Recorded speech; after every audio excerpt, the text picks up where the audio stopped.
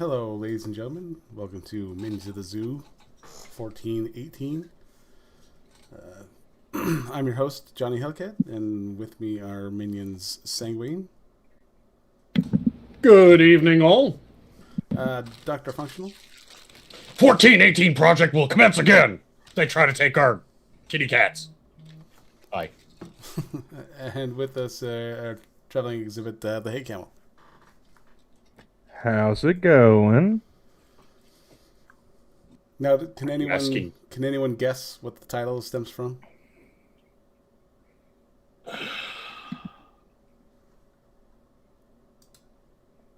gonna take that as a no. Functional. He's staring at you. You're up.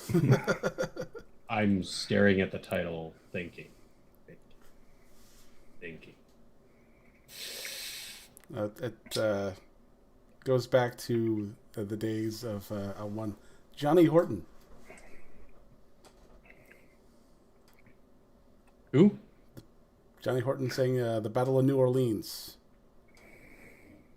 Oh, I was thinking about the donut shop. Never mind. No, I know New Orleans has Cajuns in it. No, the song goes in 1814. Yep. Dyslexia meets New Orleans. Yeah, the song is in 1814. We took a little trip along Colonel Jackson down the mighty Mississippi. We took a little bacon, we took a little beans to fight the bloody British at the town of New Orleans. Oh, we fired our guns, but the British kept coming. Wasn't about many was a while ago. Fired once more, and they began to run it down Mississippi to Gulf Mexico. I mean, the war was kind of already over by then, wasn't it? It technically had ended, but none of the combatants knew that it had ended. Because it was the War of 1812, and it didn't take place until, I want to say it was 1814 they started going there. The war had ended in either November or December of 1814, and the battle took place at the beginning of 1815. That just means Jackson managed to land a punch after the bell. That's all. Yep. Not exactly my favorite president, but I digress. He gets a bad rap for a lot of shit. The main one, of course, being the law that is the one that caused the Trail of Tears. But have you guys ever read the actual document that he put in place for that? For the removal of my people from our ancestral homelands? Yes. Actually, no. So, the actual document was saying that natives that want to live by American laws within American lands, absolutely, you're fine to stay, no problem, no issue. You just have to abide by our laws. Oh, and by the way, your land is our land now, so. For those that don't want to abide by our laws, we will set aside lands for you to live under your own law. Okay. That was what the document was. Until such a time that we decide to take that too. Well, even then, there's lands that were set aside. But yeah, that was what the document was. I mean, this is how we got the phrase Indian givers. And then Oklahoma. It was the states that ended up doing the most fucked up part, because a bunch of states went, no, all of you fuckers, out. Rather than going for the, yeah, if you want to live by the laws, congratulations, you're an American citizen now. If you don't, get the fuck out. I don't know how to answer Assassin's question. I mean, like, I am generally a shoot first, ask questions later kind of guy, but what's a bastich? Bastard? Yeah, it's I dialect for a bastard. Ah. Comes from Lobo in comics. Okay. Mm-hmm. An easy way to get around him calling somebody an actual naughty word is just sort of Gotcha. transmorph yeah. I see. I didn't know if that was an actual word or if we were just dancing around Susan. So. A little bit of both. Yep. Probably not. Won't be long before that happens. It's pretty contrasting to what's been going on in the modern world, Sanguine, with today I just mentioned to you guys before the stream, in Canada was Truth and Reconciliation Day.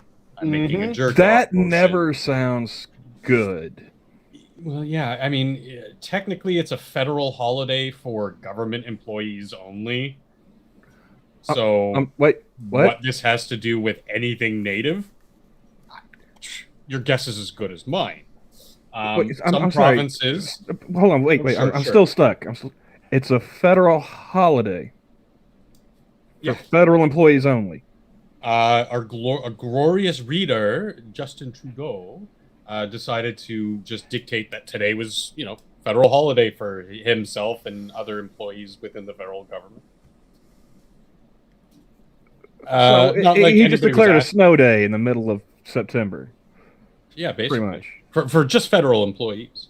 Provinces, and this is kind of a funny part, like BC and Ontario, two of the big Liberal Party hives of Canada, denied that, said, no, we're not observing this. This is whatever. I wish I could just get up one day and say, fuck it, I don't feel like going to work. It's a holiday. Well, if you work for the government, you get more holidays. Mazel tov, you're taking a day off. But it's good to be the dictator. It just seems like these activists want to have their cake and eat it too. No, we don't want to be part of your society, but give us money so that we can maintain and sustain ours. It's I mean, I'd be more than happy to give them all a one-way plane ticket to no. a destination of their choosing outside of our borders. It's good to be a because I'm not. Maybe because I'm not like a part of that community, I have no genetic lineage to them. My opinion might not matter, but it's still my opinion. But no, you want your piece of land to have your own culture, your own society. Sure, fine, but that's it. Our hands are clean of it. You're running your own stuff on your own land. You don't get to ask us for help all the time, and don't be surprised when we say no, or fully integrate, become a Canadian or American or whatever citizen, and be a part of the society, because it's been proven that these societies have advanced greatly and provided so many benefits to the populace as a whole over the years. Why wouldn't you want to join that kind of a society? We have a so we're talking about the natives again. Okay, I'm sorry, I'm confused. Canada. Okay. Well, I mean, the natives are basic. Excuse me. I'm still trying to wrap my head around like the federal holiday for only federal employees. It's like, I mean, most of our federal holidays are just holidays, Mm-hmm. I mean, there's Columbus Day and there's like MLK Day that nobody really celebrates. The banks are still closed, but that's the only reason I know that it's a holiday. Yeah, I was about to say, I would just call it a bank holiday rather than a federal holiday. But it is, I'm told what we have dubbed, oh shit, the banks are closed day. Yeah. Yeah. for Columbus Day. Take out money to, well, I guess you can now with ATMs, but back in the day, you couldn't take out money if you wanted to go buy drugs. Oh wait, did I say the quiet part out loud again? I just assume anybody hitting an ATM is getting drugs. So yeah. And it's great when you see like these old women, and especially in my area, these old babushkas and old Jewish ladies who are taking out like $200 at the bank, and I'm like, I know what you're doing. And Granny's getting an 8-ball. Yeah, she's about to party. Granny's buying her medicine. Nice.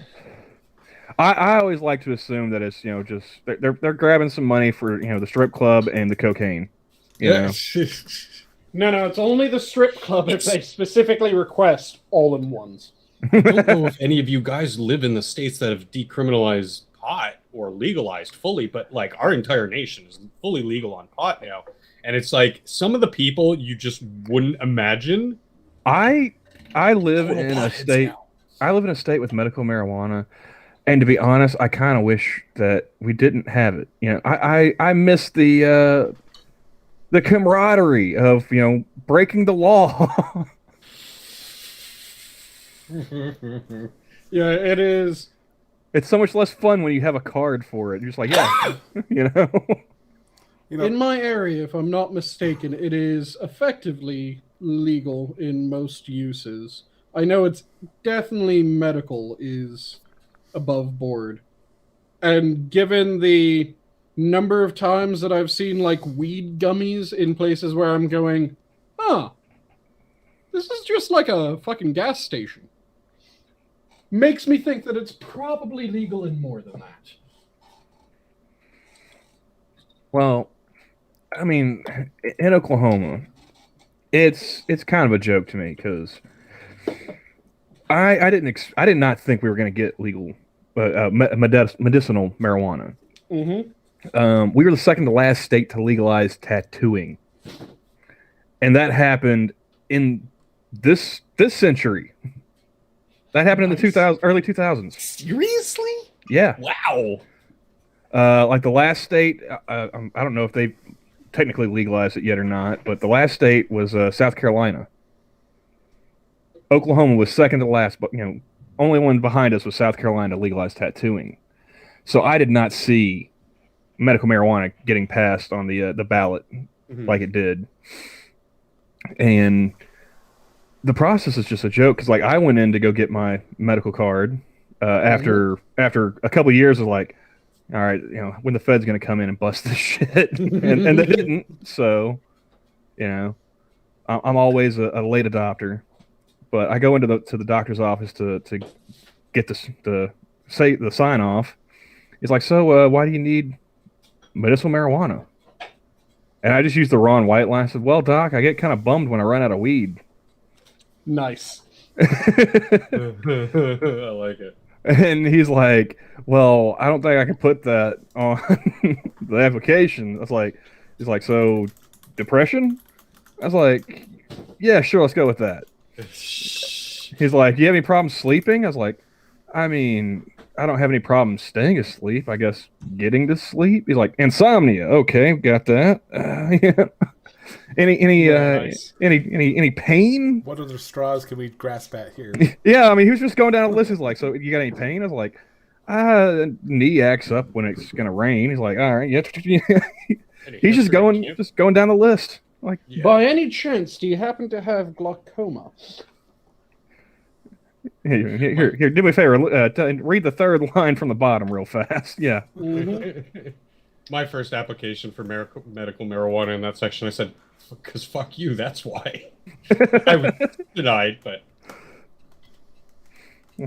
I was thinking about getting it just to get it. Like, I mean, I had no care at the time, so... I mean, if I would have been able to get it, so be it. But, yeah. Just never thought about getting it. And to be honest with you, since it's become legal, the weed is getting too strong. I mean... Yeah, but, I mean, you'll have Market these demands. shops that will open up, and people will know hopefully, you, in an ideal scenario, would know about the products that they're selling so they can really tailor it to your needs because, yeah, sometimes I don't want that. Are you joking? Like, these are just No. potheads that are running these things. These aren't, like, scientists with lab coats who are making sure that the THC is just the right levels. Well, no, you're right, but I mean, maybe we just have more professional shops up here because the ones that I frequent, sure, they're potheads, but they at least know this is roughly between like 14 to 18% THC, and they can describe to you like their experience or common experience from the growers, and they can give it time because we're at the point where it's just become legal in a lot of areas. So yeah. we haven't really built that up, but give it some time and we will have the weed equivalent of sommeliers. Well, like that's one of the things. Like I've been trying to get a We job have them with, in Canada. I've been trying to get a job with one of these places in town, Mhm. and I literally had one dude that I was doing an interview with. I told him, I was like, I'm trying to get my foot in the door in the industry. I have transferable skills from other, employment, and if I can just get my foot in the door, I intend to, seek certifications to make myself a better, quote unquote, bud tender, or to maybe see about working on the back end with concentrates or the actual growing.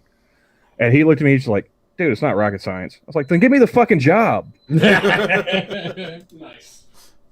He didn't call me back, so I think I think my little outburst there might have cost me.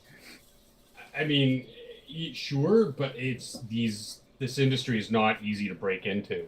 Well, also especially on a entry level. The labor market being what it is, just you've got probably 20 people in my area applying for every single opening. Doesn't matter what it is. No doubt, yeah. And a lot of the stuff that I've been seeing, like in my classifieds and whatnot, a lot of it's been driving and medical. Those have been the two main advertisements I've seen for job position openings, and I don't have a CDL or any medical certifications. So yeah, there was one through the tribe. They were looking for someone to do contact tracing and everything for the COOF. They wanted an associate's degree, and I'm 3 classes shy. Ouch. Yeah. They're like, you got to be able to, they want you to have an associate's degree. They want you to have, good phone manner. I was like, yeah, I can do that. Everyone I've ever worked for, their clients have all said I've been great on the phone. And they also wanted you to be able to use Excel. I was like, I learned that shit in high school. I don't need an associate's degree for that. Come on, just give me the job. But the problem is that we have so many people that have attended college that now we're making it requirements for things that it really isn't a requirement for, because fuck it, why not? And you see this with bachelor's degrees a lot as well, because there are some jobs that, yes, absolutely, a bachelor's degree would be important. There's other jobs that, no, you don't really need a bachelor's degree. You can be taught that skill that you're doing on the job without any real problem. Like, it's one thing so my position at the lab that I work at, I'm actually setting up plates to run and shit like that. Things that require me to know, okay, I'm doing this, and this is the reason why I'm doing that. I'm mixing this reagent and doing this and doing that. So there's some backing that I'm going, okay, yeah, it makes sense why there's a bachelor's degree necessary for this. But the people that just make aliquots, and aliquots is just a sample of the sample that we were given, a smaller amount of it.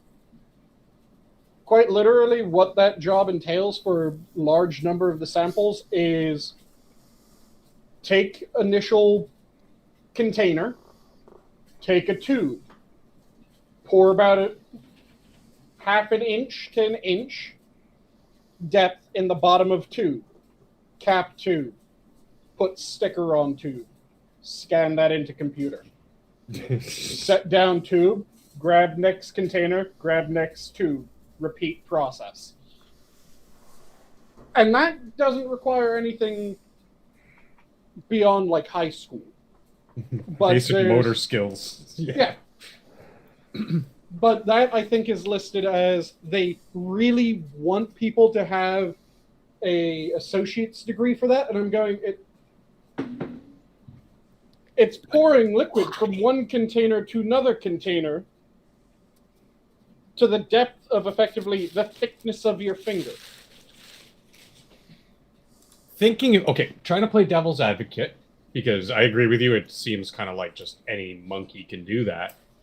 From an employer standpoint, I can see how having some kind of schooling means that you're willing to put up with a lot of shit. And as if I'm going to be an employer, I'm going to try to make as much money as I can while having the least amount of overhead as I can. And so I'll pay you X amount of dollars, and if they have that sort of mentality of just getting through it, then they'll probably be less likely to want more money or want benefits or this or that, and will be more agreeable to use a popular psychological term. And agreeableness means you're, again, less likely to want more out of a position. That's with modern schooling, as I've seen it, that people tend to be a little bit more put up with shit. I just have to finish these credits and get the hell out. Yeah, you have to. Regardless of what's going on in the place of education. Unless it's a trade school. Trade schools don't really give a shit about philosophy or ideology. They just want to teach you certain specific skills, get you out the door so you can get a job and be a productive member of society, which used to be what, colleges and universities used to be all about. But if I had just been smart about it, I would have just went to welding school right out of high school. Me too. I probably would have done something like that. I had got a degree in graphic design, in advertising, and it's like, after 2 years of that, or 4 years of that, I said, fuck this. I just cannot do this anymore. I need to start thinking about getting out of this field because it's terrible. Shit, if you have a high tolerance for bullshit and you're willing to get the vaccination, you had perfect foresight, nursing. Yeah. Because there are hospital systems that are offering, I think it's $100 an hour pay for nurses. Oh yeah, they're trying to buy as many nurses from Canada as possible. I see ads all the time on social media for nurses to go down to Florida or California or whatever, and specifically targeted at Canadians. Like, you'll see this person, they'll be holding a Canadian flag and be like, "Are you a nursing student or recent graduate? We want you." And I look at some of these wages or even incentive packages, Sanguine benefits package. They are great. Like, I wish I could put up with nursing. Well, there are fast food joints around here that are offering $500 the sign-on bonus. Yeah, that's actually low for some of the nursing bonuses that I've seen. There are places offering... Well, comparing to nursing, yeah, but in something that's, again, a low skill, low wage and job, that's actually not that bad. That, gives them a little bit of play around. Like, obviously, in the grand scheme of things, that's not a lot of money, but it's a little bit of play around money so that you sign on for the job, and as long as you're there for a couple of weeks, you get a couple $100 in your pocket. Not bad. Oh, did I tell you guys about my ordeal of trying to get hired back on to the job I had when Johnny and I first started streaming together? Uh-oh. Oh, yeah, I think you mentioned it. It was the one where the one person put in that you were a no-call, no-show when you weren't. Yeah, right. Well, I did a bunch of stuff to try and get my job back. Namely, I started off with calling the district manager and then the regional manager to try and get that overturned. And I kept calling the district manager because she was supposed to check in with HR or somebody like that. Eventually, they come back to me after I give them the contact information of the guy who actually I called that night, get him to corroborate my story, tell him, like, hey, the assistant manager that was working there still, she's been there, she was there when I was working there, she can corroborate too. There's two different people right there who can tell them that this story is bullshit, right? Yeah, they still denied me. And they were offering $500 too, but you had to work like, here's the funny thing, $500 bonus after 500 hours worked. So pretty much, and that was the way I figured it. If you worked 40 hours a week, that's like 10 and a half weeks or something like that. Couple, well, no, it's more than 10 weeks. But yeah, best part was like the store manager that was currently there. She was one to hire me, right? She accepted my application, pushed it forward. Was going to get all my, had my background check and everything done. Just waiting on sign off from the management.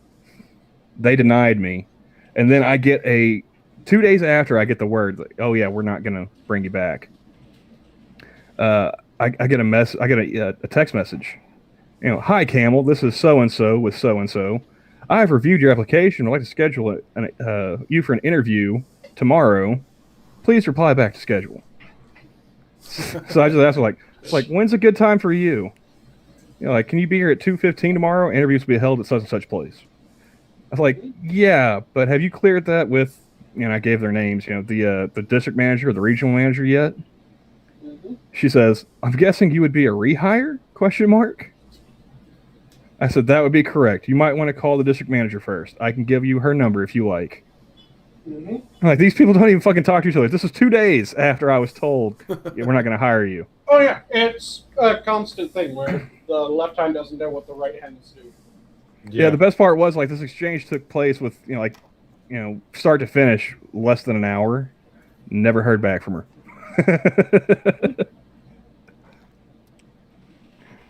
But it's like, you know, what?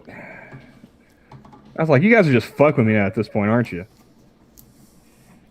And like, the only reason why I would want to go back to work there is, like, I want my shift back working the graveyards, because it's kind of interesting, you know, and there weren't that many people to have to fuck with.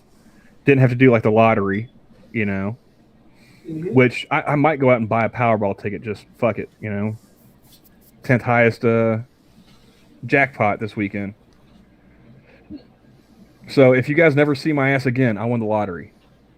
Nice. You're gonna OD?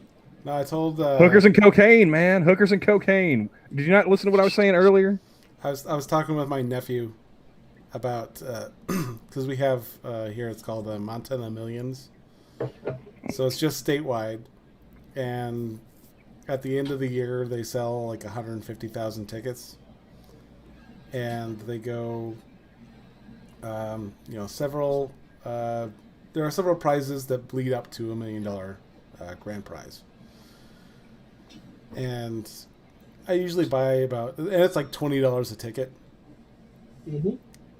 So I usually end up buying about 2 or 3, depending on the year, really. And I was talking with my family about it, and I'm like, oh, you know, it's about that time, and I'll buy. I don't buy 3 tickets like straight off.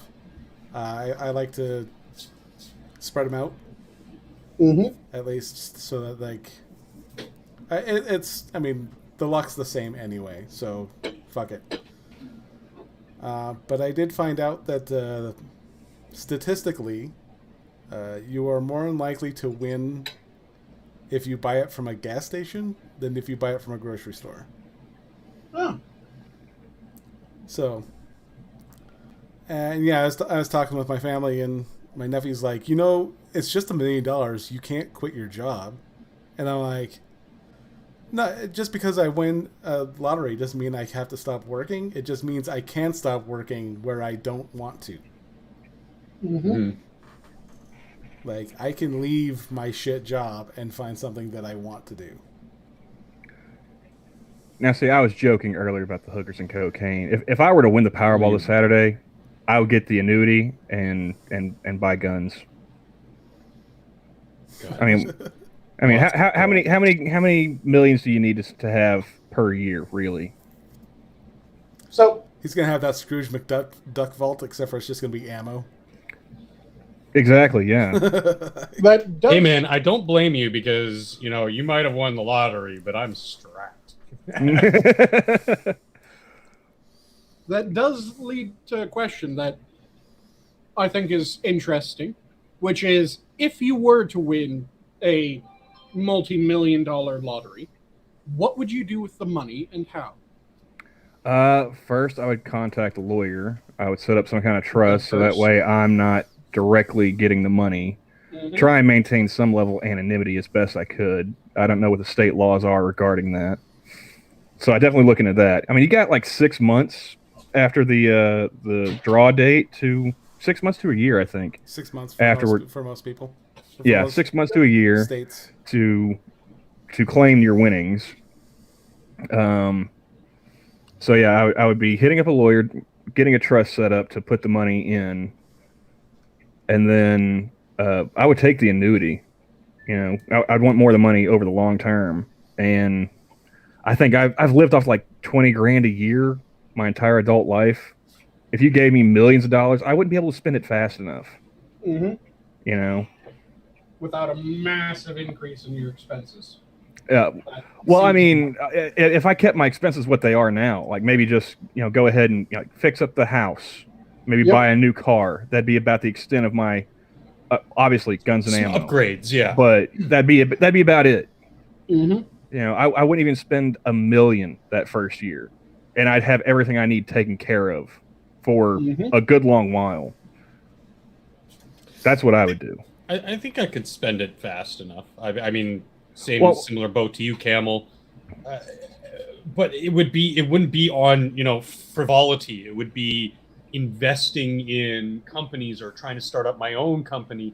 Once you take care of the basic upgrades, house, car, replenish the ammo stocks and the weapons reserves. But after that, like big purchases, I would probably buy some form of relatively stable crypto or some hard assets. Well, that if in the short term something bad does happen, I'm not completely up shit's creek. Mm-hmm. And then long term, maybe start a new business or think of a business venture that I might not want to actively participate in, but could invest in or something. Mm-hmm. Well, yeah, like definitely like year one of the annuity would be fixing up Nana Camel's house and her property, and maybe get like like I said, a new vehicle because mine's old and in need of repair. Other than that, I really wouldn't have anything to spend on other than, like I said, guns and ammo because you never know when shit's gonna get weird. But fun. Plus they're fun. But Ranges ain't cheap. Other than that, like maybe see about buy my own weed shop instead of work for somebody else's. The only frivolous. See, that's where the investment comes in. That's where you invest in a grow op. The only frivolous thing that I could think of possibly spending any money on if I won the lottery, I would buy my local radio station so they never play Kid Rock's All Summer Long ever again. That's pretty awesome. That is by definition fuck you money. And that's going to reference Monday's stream. Yes, I went on a whole rant about why I hate that fucking song. Johnny, what about you? Probably about the same. Oh, you'd buy a radio station too? Well, except for this time, it's so they don't play The Offspring instead of Def Leppard. Like, because I mean, I don't. Oh yeah, they did use the same opening for one of their. Oh, yeah. I don't like either of those songs anyway, but I mean.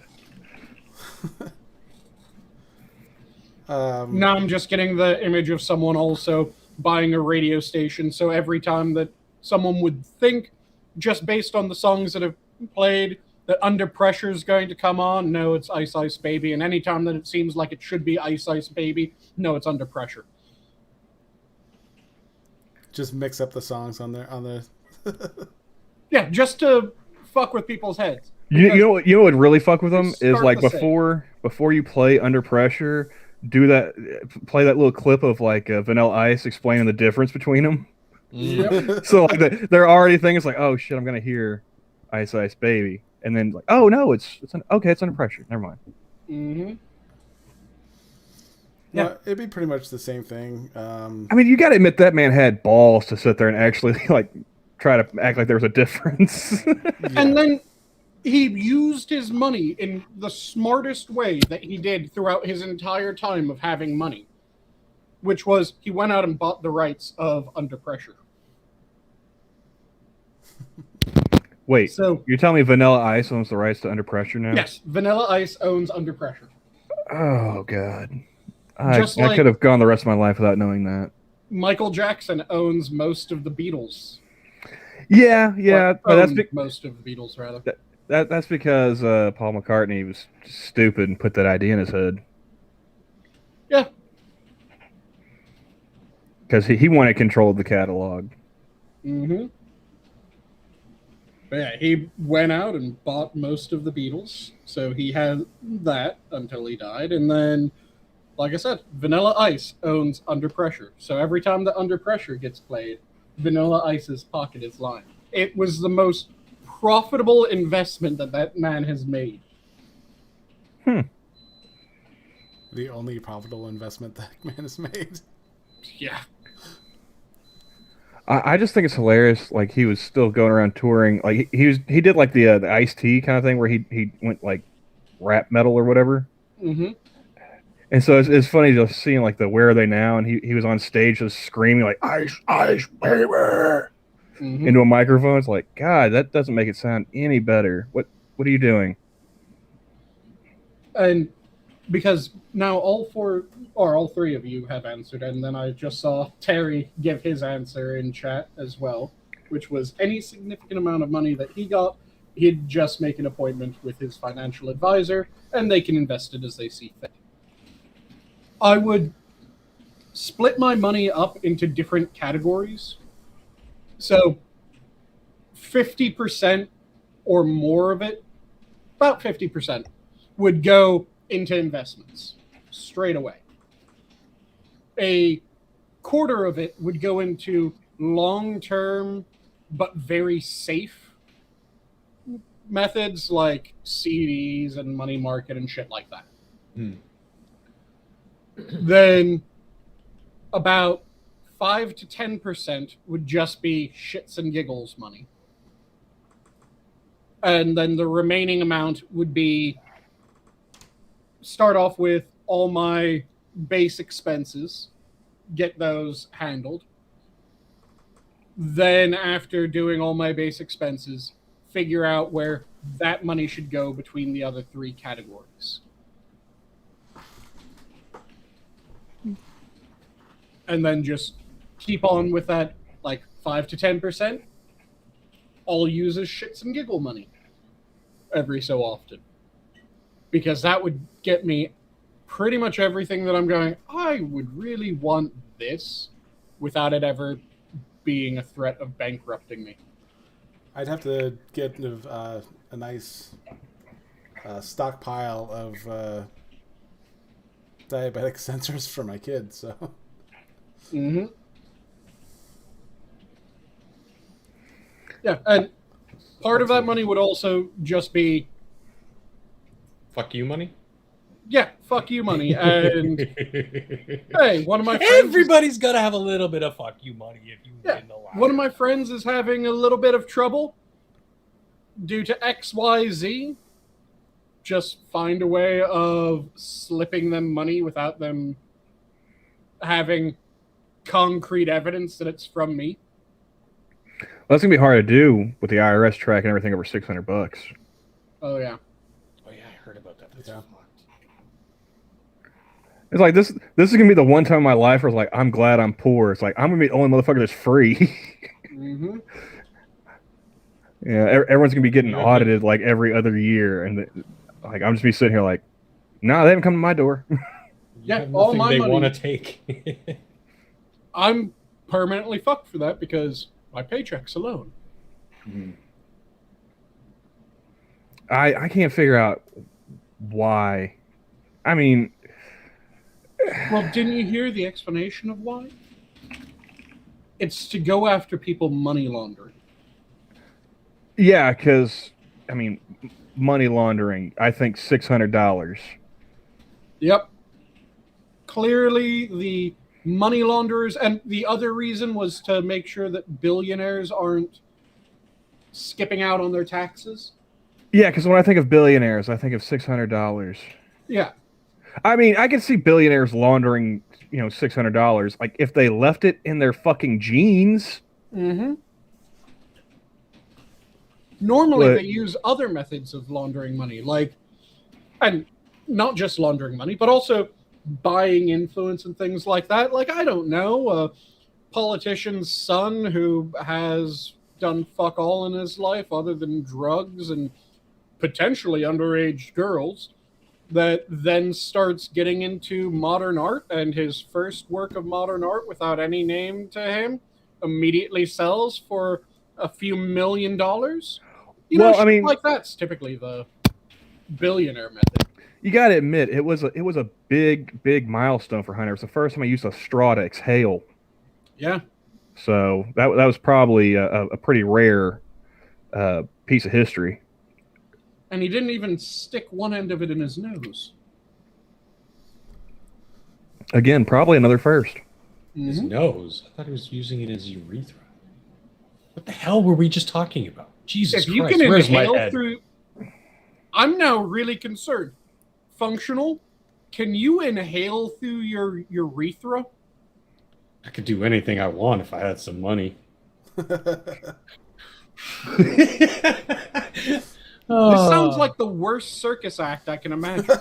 No, some circuits in my brain Worst just or the crisscrossed. I didn't hear best? the inhale part, and I just. I just know that I never want to go snorkeling with Functional now. It's the human elephant. It's gonna get weird. Or is it? Definitely weird. Just gonna be shooting rainbows out of his dick. That just reminded me of there was a Taste the rainbow, motherfucker! Dankula video a little bit ago that was about the Fartus. Oh yeah, that dude. It was one guy that was an example of Fartus that he used from the past is I believe, Frenchman who found out that he could inhale air through his asshole. And he used that in order to suck air into his body so that he could then produce extremely long and extremely controlled farts. Like that dude could play music with his sphincter, pretty much. Yeah, and he could blow out a candle at 15 feet with his asshole. Oh god. I mean, depending on that dude's diet, you know that had to be really rank. Well, since he was inhaling the air from outside rather than producing his own internal supply. I mean, there's got to be some kind of mixture there, Sanguine. Isn't it? True, I fail to believe that that's all just coming from the exterior. True, but you know that it wasn't a massive cloud of methane because he blew the candle out at 15 feet. He didn't produce a sustained flame. I'm not necessarily worried about the methane. I'm worried about the particulates. Fair enough. The fecal coliform airborne. You know, if you can smell it, it's in your nose. Mm-hmm. Pretty much, yeah. Yeah, that's one problem I have living in a building with mask mandates. Even the masks don't work on that, so I'm just like... Assassin said earlier about the $600 that it's about control. Their goal is you will own nothing and you will love it because you love Big Brother. It's like, well, or I mean... greater good. The middle class is going to be fucked. Us poor folks, we're not going to really notice much because I don't think... Well, that's exactly the Democrats' target market. This is something that drives me crazy every time that someone says, well, the Republicans are the party of the rich. Okay, so if they want to gain power, do they want more rich people or do they want more poor people? Well, I was just thinking of like the party of the poor. Which way do they want it to go? The rich people, they're not going to see much difference in their life. You know, the poor people aren't going to see much difference in their lives either because how many of us actually have $600 in the bank? It's the middle that gets fucked. Yeah, and they keep getting squeezed harder and harder. So because I feel sorry for anybody who had like a 2-parent home and a decent upbringing that probably got their student loans, but they were doing all right, and then all of a sudden like $600 and we're up your ass. Mm-hmm. They're not used to that kind of scrutiny. Because the vast majority of the actually wealthy, they've already been dealing with IRS audits. They've already been dealing with getting looked at more closely when it comes to their taxes. Because why the fuck wouldn't they be looked at more closely when it comes to their taxes? That's kind of what the IRS has been used to do, to look really closely at rich people's taxes. So I always get confused when people are going, well, they're paying an illegal amount under their taxes. No, they aren't. Are you honestly telling me that if they weren't underpaying their taxes in an illegal way, that they wouldn't be bent over a barrel and fucked by the IRS, because the IRS has shown that it's all too willing to bend someone over the barrel and fuck them. The thing is that our tax code is set up as effectively an indirect subsidy to accountants. And what I mean by that is H&R Block. H&R Block and accountants in general, because there's a shit ton of tax cuts, breaks, write-offs, whatever the fuck you want to call the particular aspect, shit ton of deductions that the vast majority of us qualify for. I sure as fuck have don't know no all. fucking clue. That was like the one. That was like the one part of The Day After Tomorrow that I actually enjoyed. Is they're fighting over like whether or not to burn Nietzsche, and the black dude's just like, "Hey, we've got all this tax code over here." I was like, "Yes, burn it, burn it." Yeah, because what happens, the reason why the rich, they don't pay their fair share, is because we have all these tax breaks built in. And no one person knows all the tax breaks. No one person can know all the tax breaks. Our fucking tax code is that goddamn labyrinthine. Oh, what was that? What was that lady? Was she a congresswoman or was she a senator? She had been a tax attorney. Mm-hmm. What was her? Michelle Bachmann, wasn't it? Bachmann. Yeah, the crazy Jesus lady with the I'm pretty sure in the closet, way deep husband. Mm-hmm. Like she had been a tax attorney and didn't seem like she knew shit about taxes. Yep. Yeah, it is. Our tax code is so goddamn labyrinthine. It is a fucking Gordian knot of a system that no one person knows all of it. Mm-hmm. You could give every tax book to Kim Peek. For those who don't know, Kim Peek was the hyper savant that Rain Man was based off of. Yeah.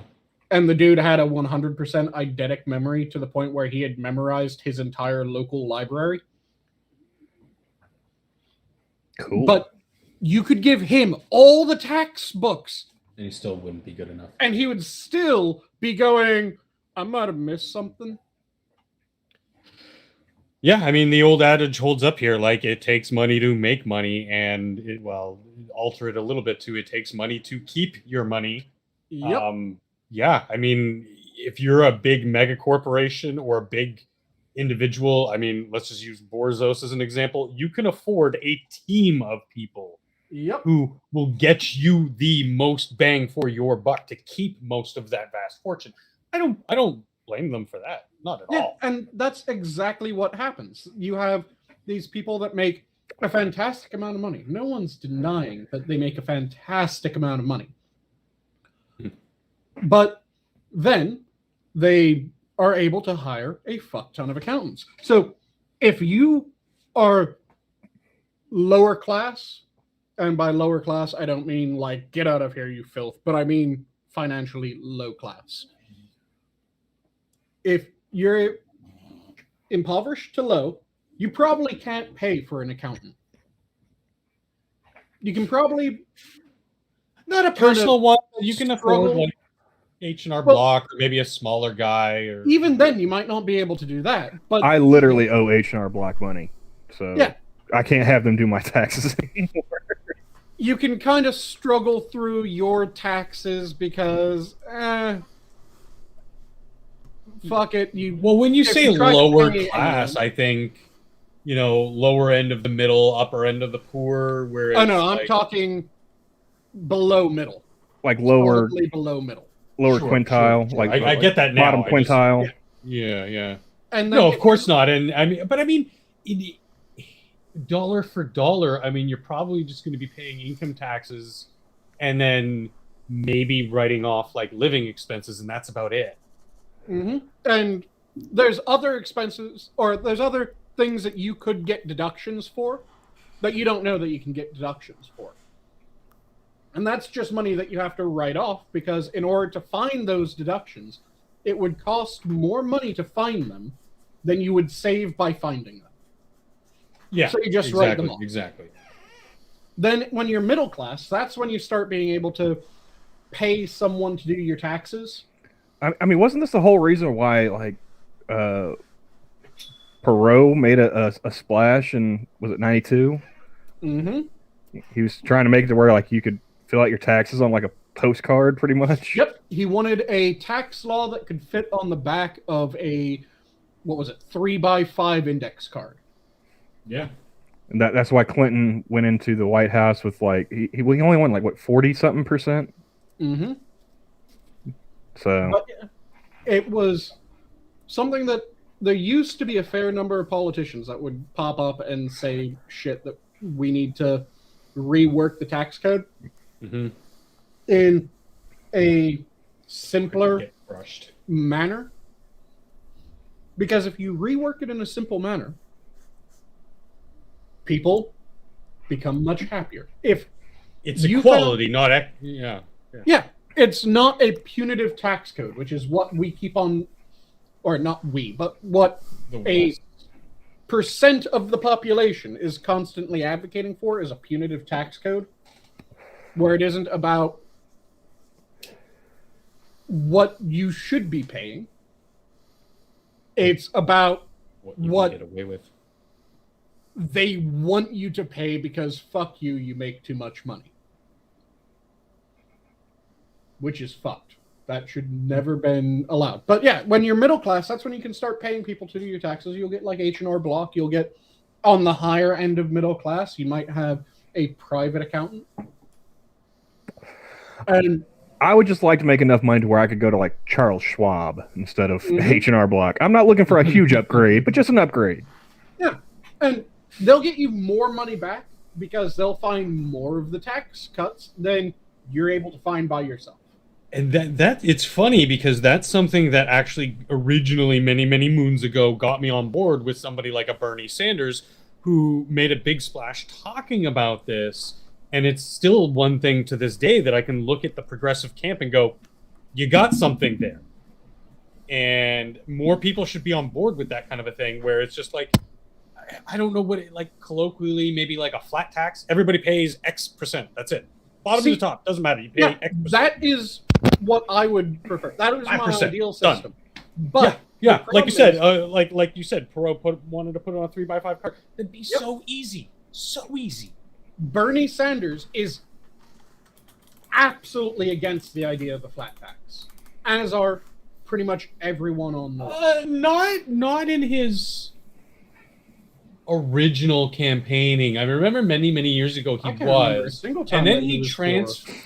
But then he transferred that. This is before he became a millionaire as well. To more, vague sort of talking point of we need to address the tax code and blah blah blah, which then morphed into we need to make the millionaires and billionaires pay their 5%, and then later on it becomes now that I'm a millionaire we need to make the billionaires pay the fair share. Yeah, it keeps getting more and more. The trillionaire's doing fine, functional.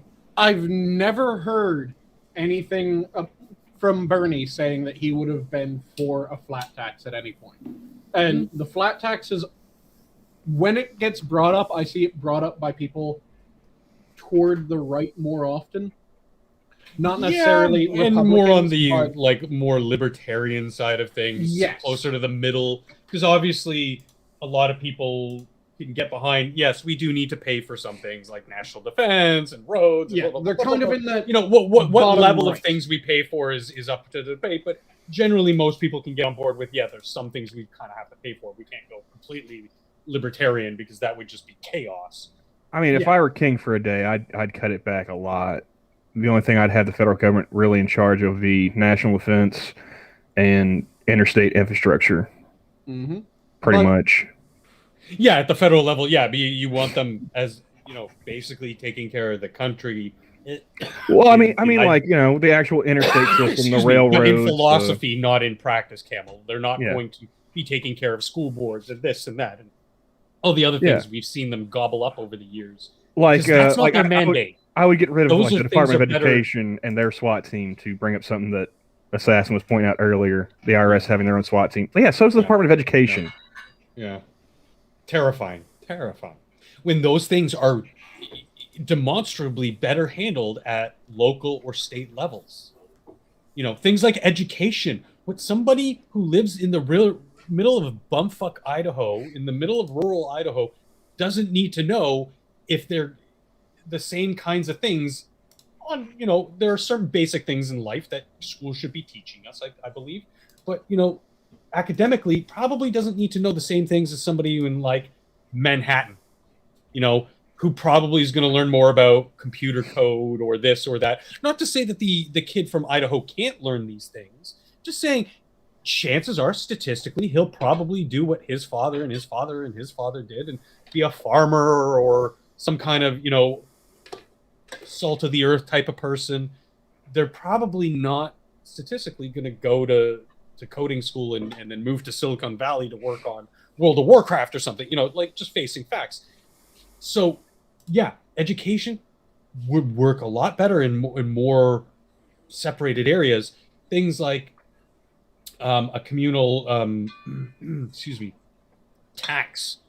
I think tax should be more at the state level and almost non-existent at the federal level and at the municipal level. Because why do we need to constantly compound people with 3 different types of taxes? Coming back to the tax argument, your state is your community.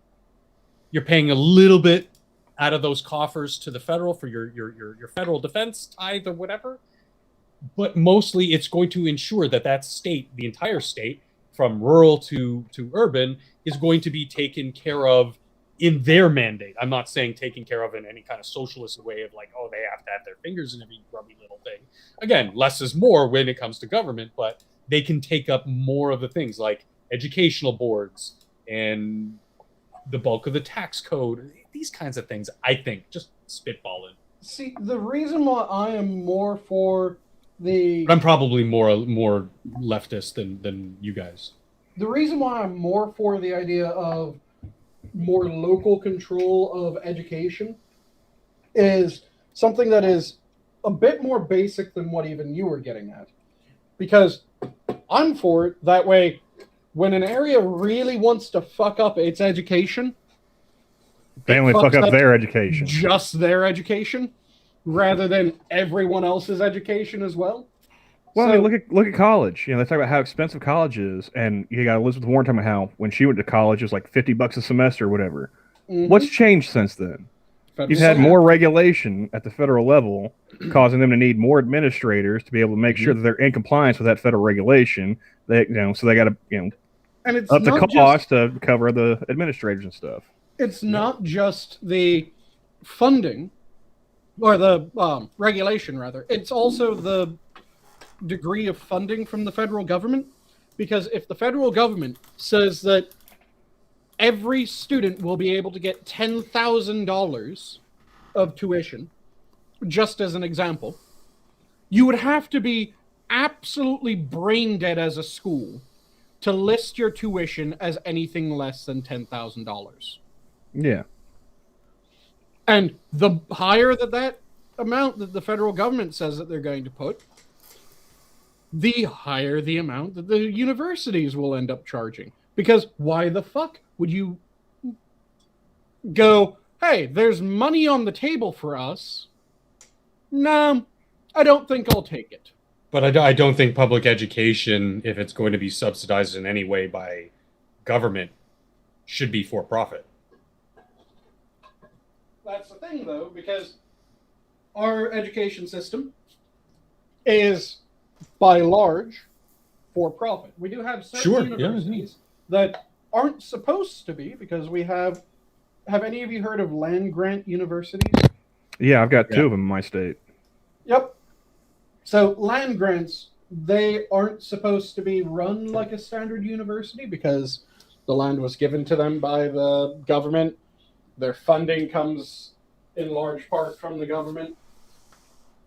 So it's meant to be everything that they do gets bounced back to the general public. So if they are the ones to discover something, it's supposed to be held in common, effectively. Yeah. Yeah. Well, yeah, like I actually use something that is a partnership between the two land grant universities in my state, OU and OSU, Oklahoma, University of Oklahoma, Oklahoma State University. They had this thing called MotZ, which is what I use to get my local weather, and it's actually way more accurate for my local area than like weather.com or anything like that. So that's one of the few benefits I've managed to find from my local universities. But yeah, that's what a land grant is supposed to be, and that's how a lot of universities in the country got their start. Some of them were entirely privately funded. Some of them were partial land grants where like 60% of the school was from private funding and then they got land grant on top of that. Yeah. Or the other way around. And that it shouldn't be that way. It should be one or the other. You're either partially or fully or in some manner subsidized by the community, and thus you should not be really a, for massive profit institution, or you are an institution that is strictly for profit and your product is education and you sink or swim on your own laurels. That's it. Should be one or the other. And I think having that level of freedom is really like, just digs at the part of me that's still American in the deep cockles of my heart. So it's like, fuck yeah, man, freedom. And give me a choice. Don't tell me I have to. There'd be one exception to what you just said that I would allow, which is if, let's say you are a massive school system. So you have your school of, I don't know, biology. And then you also have your school of philosophy, and you have your school of English lit or whatever. Yeah. You have your different school systems broken up like that.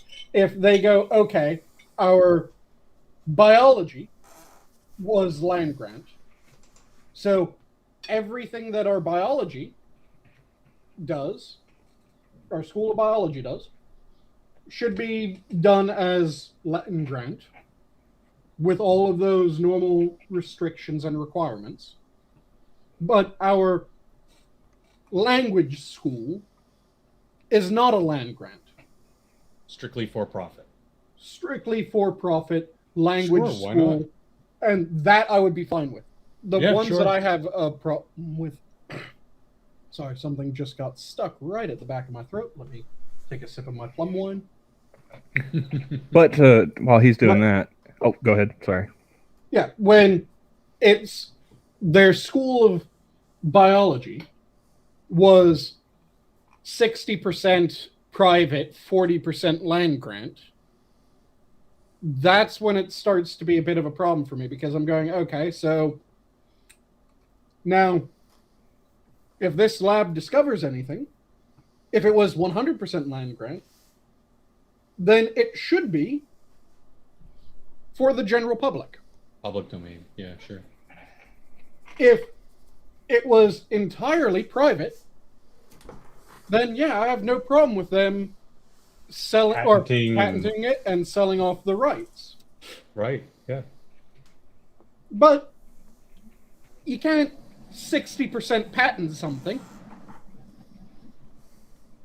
Yeah, that doesn't sit well. Weird. Animal? And I suppose you could look into it and go, well, 60% of what we do is going to be patented, but then how do you choose what 60%? Is it just a dice roll every time? I'm sure there'll be some funky rules and regulations they can get around and be like, well, the stuff that's going to give us a lot of turnaround in our investment, well, this will be ours. You can have the crumbs. Because, I mean, that's, human greed. It's kind of a condition we have. What were you going to say, Cameron? Oh, I was going to bring back the topic of the gender gap in higher education. I was wondering how long it's going to take before they really start trying to court men back to the universities and whatnot. They already have. They've started. Oh, they have. Not I mean, every- I've seen like the media push here in the past couple weeks with the was it Business Insider, and I just saw Christina Hoff Sommers retweeting some article about it. It's not everywhere, and people No. are kicking and screaming the entire time because I can't remember which universities it was a couple years ago started first saying, hey, so according to our anti-discrimination laws and all this shit, our male population has fallen below 40% of our school. So we need to start doing the same sorts of score fixing that we did for women, for men, and stop doing it for women. And people have been losing their fucking mind over that idea. Well, you have certain papers and media companies that are just absolutely crowing about the fact that men are falling out of certain fields entirely. So it's kicking and screaming, but there are certain institutions that are going, no, no, no. If this is what the point of this was, we have gone too far. We need to now redress. Well, like I think a lot of dudes are kind of like in the same boat I was in. It's like I realized again 3 class credits shy from an associate's. I realized like there's not really anything I'd want to do, you know, that would require more education. I mean, I suppose if I applied myself, I could go on to end up being a lawyer. Mm-hmm. You know, but that would be another 5 years of college after my associates. And it's like I don't want to commit that kind of time and money.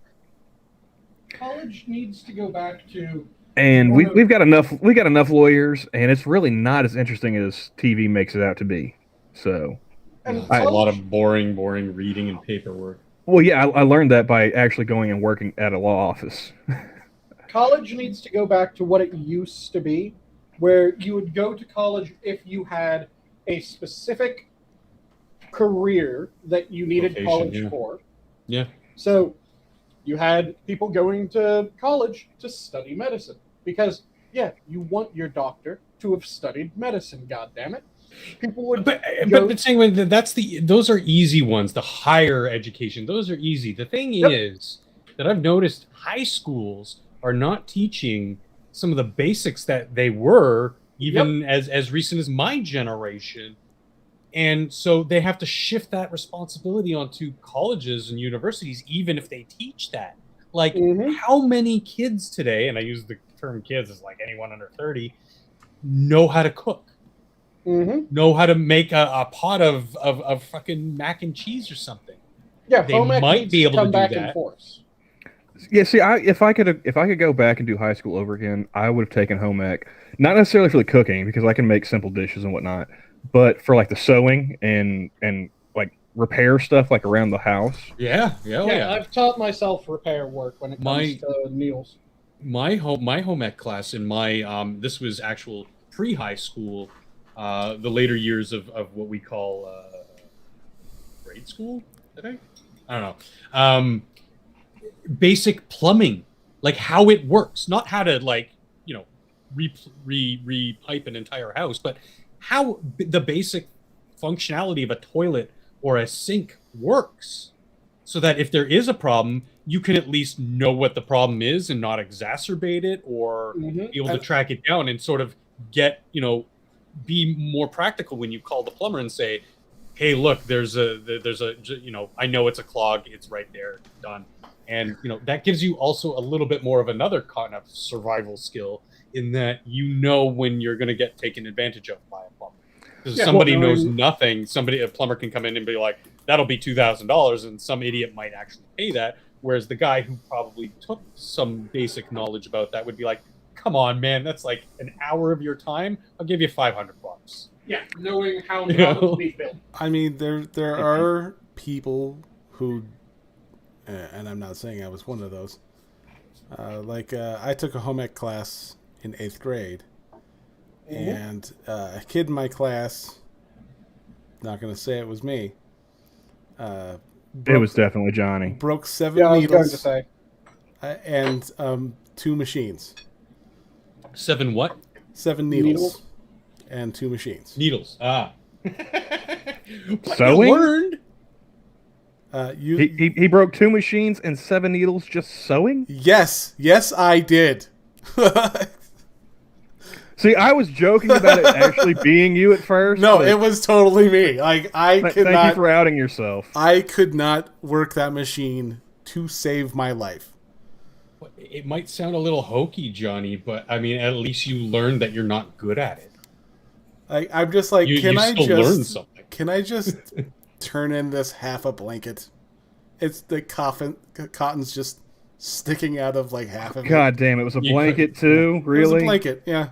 See, I'd say that for certain things like home ec, I can understand people going, well, we don't have time to teach that in high school because we're trying to prepare them for potentially pursuing higher education or entering this or that or going to a trade school, this, that, or the other.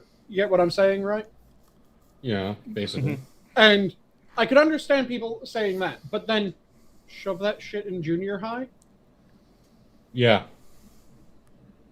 And Dude, I was 14 or 15 when I went on my survival training. I say we put all kids through survival training. Drop them in the middle of the fucking forest and have them survive for 5 days on their own laurels. suddenly Bring we back no strength longer again. have Stephen Hawking's. It was a joke, Sanguine. Relax. Only half a joke. I mean, if you're able-bodied or whatever. Dude, I learned Come more back about and we're all myself Rambo. doing that kind of training. I learned how to sew. I learned basic first aid. I learned... You're know, pretty much if describing the everything Boy goes to shit. Scouts. There's just some Boy kid Scouts in the speech. middle of the woods. But Boy Scouts Well, was too pussy for me. I've Camel. It was been like, trapped here and I can't fish.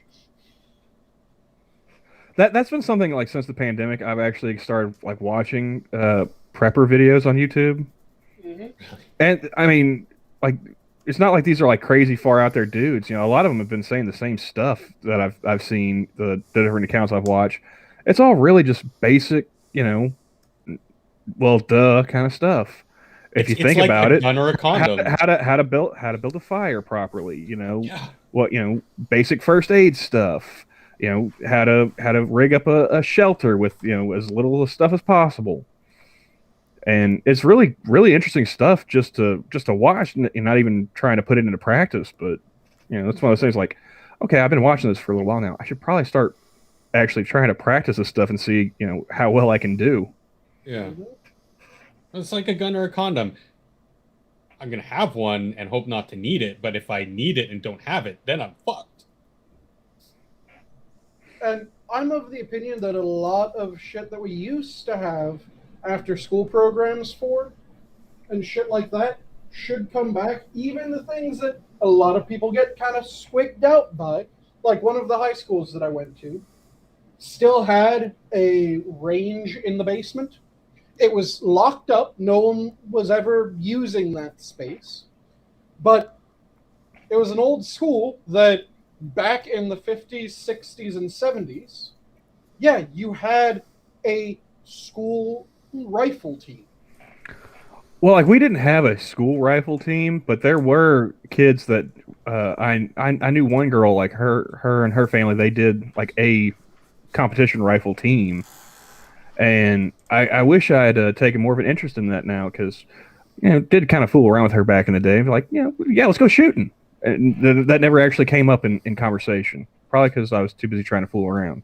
Yeah, but there used to be things like that. And when you have things like that, one of the reasons, in my opinion, why we have the rate of gun accidents that we do. Incompetence. People don't know what the fuck they're doing. And they don't realize, hey, I'm holding something that is insanely dangerous. I need to show this proper respect. Cough, Because- my wife. if I don't show this proper respect, I could end up shooting myself, shooting someone else, shooting my dog or my cat or whatever beloved household pet you currently have, because you weren't thinking and you didn't take proper thought and concern for the fact that you have a weapon that you're currently dealing with, and you decided, haha, wouldn't it be kind of funny if I pointed this at my younger brother, and suddenly your younger brother now has a gaping chest wound? Well, were you on that To clear stream? the chamber, or you were just acting your responsibility and pointing it at him? Remind me, Sanguine, were Yep. you on that stream where was it you and me talking about like the gun safety stuff? Where I told the story about the dude who was trying to show his kids, you know, what not to do with a gun, and ended up shooting his daughter Mm-hmm. Yeah, that was because he last week, pointed I at think, her or and, the week and before. pulled the trigger. Oh, and there was one thing that I wanted to say that stream that I didn't get a chance. So nice of you to bring that stream up, because now I'm going to mention it. There's a program, I want to say it's going on in Pennsylvania, that it's headed up by a trauma surgeon that got sick of seeing kids that accidentally shot themselves. Mm-hmm. Unlike most people that have that origin story of what they're doing, his response was not, so that's when I decided that we need to ban guns. No. His solution was, so that's when I started I think it was 8 and up gun program, where parents can sign up their children, then their children come to this camp for a bit, and at camp, I teach them how to clean, use, properly respect firearms, and how to know what to do around a firearm. And none of these children are going to go, haha, wouldn't it be funny if I pointed this at Jimmy like I see in action movies?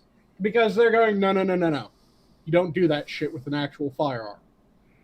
Well, see, here's something that, you know, like me and my buddies learned when we were growing up, you know, for like gun safety. Mm-hmm. Start off with a pellet gun and see how bad Yeah. that hurts. You know, because something like you we'd can have actually those pump action, you know, air rifles, and of course you never stop at just the one pump like you're supposed to. Like you're seeing if like you get like 10 of them. You know, you're about to blow the O-rings out of that bitch. You pump it up so much, and yeah, one of my buddies, you know, we were just fucking around like in his grandparents' backyard, you know, out in the sticks. And like the one bit of foresight we had, you know, of like, hey, you know, maybe this isn't a good idea, was we decided to go ahead and wear like safety glasses. Mm-hmm. That was the only smart decision we made.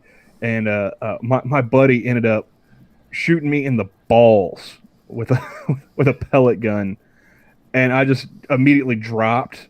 I was like, oh god, that hurts, you know. Ugh. And he thought it was the most funny shit ever, right? It's like, how much worse would that have been? You know, if it had actually been a real gun. Way much worse.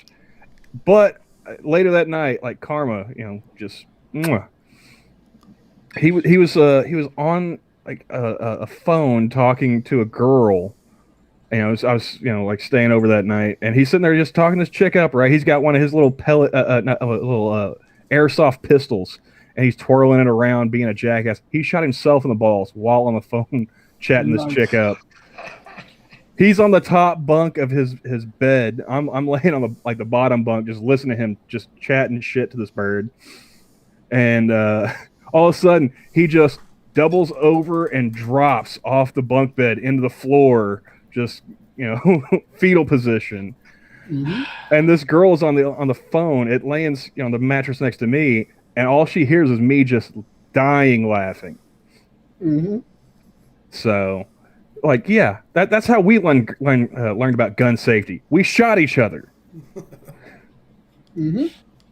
Yeah, I have a similar experience with my cousin's friend who wasn't, you know, pellet gun, but it was he wasn't the type who was very into them. He was just kind of, hey, cool. And took the hopper out, but then was like twirling it and then shot a tiny little piece out of somebody's ear because it didn't clear the chamber and it was loaded. Like actually took a little tiny tip off the ear to the point where it was like bleeding profusely. It was like, pellet guns could do that? Holy shit! Oh yeah. If you pumped a pellet gun, you could bury a BB in someone's leg. I think this one took compressed CO2 canisters, so it was semi-automatic pistol. See, those are the kind of pellet guns I want right now because it's getting to be squirrel season and they drive my dogs crazy anytime I go to take them out. Just run along the fence line and stuff. And right now, all I've got is I got like a BB pistol where you got to rack it each time you want to shoot a round, and those little bastards, they're quick. So they've got 3. Well, I live in a residential area, so I live in a big city. There's coyotes across the street. I'm not going to take any chances. But yeah, they're yowling at night, and I'm trying to stream or something. I just go perch up on my balcony and like pull out my scope and just like, I'm gonna fucking you pop your head out of that tree line, bitch. I'm gonna pop you right in the eye. But yeah, if you want to make people safer around something like that, you don't ban the item. What you do is you educate them about this is why this is dangerous. This is how it's dangerous. Don't fuck with this. And whether or not you choose to have or not have one is up to you after that point. Yep. Yeah, I see a few folks with suggestions for survival guide books and stuff in chat. I'm wondering if Assassin's still around, if he's still listening in, because I've seen both of those like on Amazon, and I've thought about buying them. I think the SAS guide might even be at my local library. But I'm just wondering, like, because when I looked up those books, like they had a whole bunch of like Army field manuals and stuff as well. It's like, are those legit Army field manuals, or is this like some Amazon bullshit? I would get the SAS survival guide. Manuals are published now. I think like you can find the World War II ones. I think those are a little out of date. Yeah, they're from World War II. Well, I mean, I'd be surprised if the World War II manuals were entirely up to snuff now. Sure, I mean, there's basics that would stay true no matter what century we're in, but I mean, those World War II manuals would look pretty sophisticated when we're fighting with sticks and stones after World War III. So, nah, we'll blast China off the map. I've said before. My money is World War III starting with like India and Pakistan. That's what I'm betting. So, well, like India and China, but who knows? Well, India and China, at least India and Pakistan, in my opinion. I mean, week by week, day by day, China's becoming more and more brazen. So, like, to see the rest of the world just sort of sitting on their hands, going meh, I find it troubling. But at the same time, they're absolutely world fucking themselves. Well, sure, they're pissing off the world. Oh, no. I'm not talking about just pissing off the world. I mean that they're actively fucking themselves economically. Because they're starting to spin up towards, effectively, a second cultural revolution. They are, because they're kicking a bunch of foreign investors out. They're limiting the number of foreign national employees to include their English language schools. One of the biggest markets in China was English language schools, where they would hire foreigners, have them move to China, teach Chinese people English. The biggest one of those has gone bankrupt because the country decided that they would go bankrupt. There's enough Chinese people who can speak and teach English now. They don't need them. That's you would think China's not MO. really though. Dude, they do. They so do. Half of our our secondary school education system in Canada is pretty much all Asian. Oh yeah, Foreign we have students. students Students who have of, nothing but a student visa to be here. So there are a lot of they're those, still learning it here and taking it back there, but they're cutting away parts of their society that would be a threat to them. and parts of their economy. They're gearing up for Sure, but they're making up for it in spades in other sectors. I mean, they're making inroads into South America. They've already got huge chunks of Africa, some trade deals with Europe. Obviously, the EU has been trying to suckle on that teat. Don't they control like Canada? an outrageous majority of like the gold mines around the world? Or did I just hear- did I just other hear rare that? metals, but mostly in Africa. They've been making huge inlets there. They have they don't control. They have access. paramilitary forces there, like protecting their investments. I mean, it's serious stuff. They're buying up as much crypto and hard metals as they can. These are all preludes to something, and I can see where on the surface some of those things might be like, well, why are they doing that? That seems kind of antithetical to obtaining power, Sanguine. But in the if you keep peeling away those layers of the onion, I can see why they do this stuff, because they want not only complete financial control, which they do, they want complete cultural control. And how do you control that? Well, you don't let these outside influences taint your people. And the people that they bring here are already, taken care of with apartments and these kinds of things in the communities of people of the same culture. So they don't really have to. They might get a taste of, some of the freedom, but they'll always go back and be obedient. I still stand by they're gearing up for a second cultural revolution, because I don't think so. But a lot of the markers for that are there.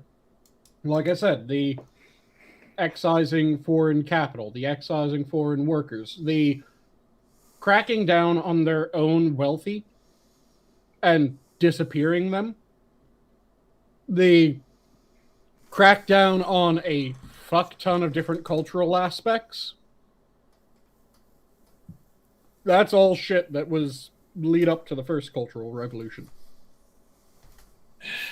And they are becoming more cut off in many respects than they have been since Nixon opened them up.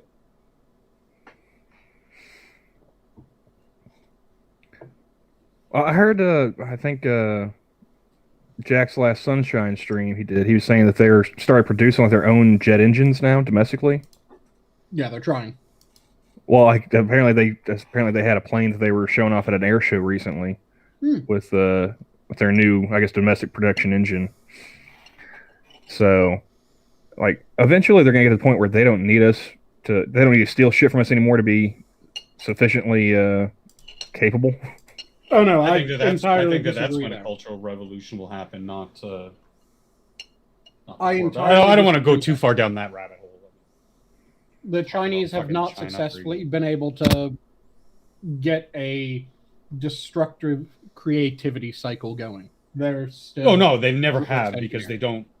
Like Eloin says, they've pretty much complete cultural control, and you need to inspire different thinking culturally for these big revelations, big discoveries to happen. Something the West has in spades, and that's why we dominate that area. What they are really, really good at is looking at something that's already been established, deconstructing it, and replicating it. Yep. Again, like we could be great partners if they were more culturally like us, because they could still have that notion of being great replicators, but they wouldn't be the downright abusers of human rights that they are today. Like, And it's we not could have so the much- West innovating and China and India producing, but It's not so much that they would need to be more like us, just they would need to be just culturally. less More freedom. and less xenophobic. That would be a better way of phrasing it. Well, that would be opening up to culture. Yeah. But that isn't necessarily becoming more like us. That's just because I'd consider becoming more like us having to be a fuck ton more than just not being as xenophobic. Yeah, but I mean, in the grand scheme of things, I think like the U.S. is one of the least xenophobic places on Earth. I mean, Oh yeah, absolutely. But Canada, the United States, they're great success stories of tearing When down I that hear- wall. There is still a little bit of it. I mean, you can, prejudice is a thing, and it's like it's neither evil nor good. It's just a thing. People, as we as a species, just happen to have in-group preferences. what I was getting at is more that more like us sounds like it is more steps than just that.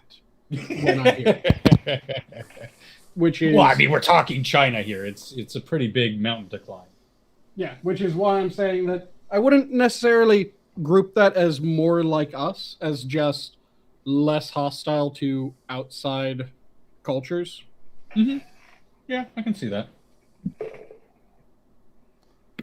Though I There, do we've still solved have the to- problem of China.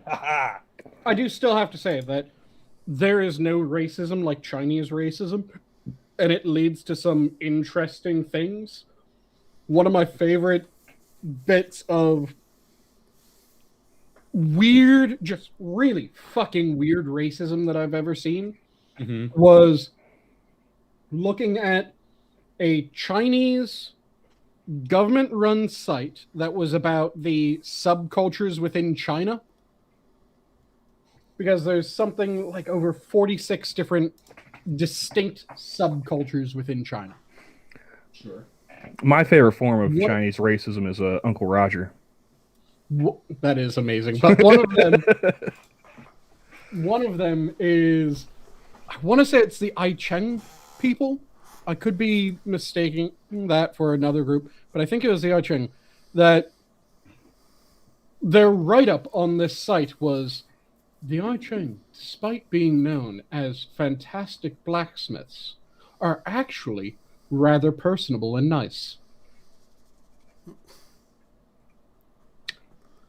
Which just makes me ask the question, are Chinese blacksmiths normally assholes? Is that what I'm supposed to get from that? If you're saying despite being known as fantastic blacksmiths, they're actually nice, that means that normally your blacksmiths are assholes, right? That's the only way that I can read that. Can anyone else come up with any other reading other than Chinese blacksmiths are apparently assholes for some reason? I mean, on the surface of it, I kind of agree with you, but like I probably mean, something lost in the translation from what I know about Chinese. aren't blacksmiths supposedly assholes already? It probably is something lost in the translation. And yes, China is asshole. Or maybe they just heard black and were like, "Oh, fuck those guys," but they're not actually black. Unless it was Oh, a black you know, that guy named reminds Smith. me- Badooms. That reminds me, was it an article or just a Twitter thread? I remember reading like this black woman's account of like going over to China. I think maybe she was teaching English as a second language. Oh, yeah. Mhm. Oh, did you see that one too? Was it Yeah. China or Japan? No, it was China. She was Okay. complaining about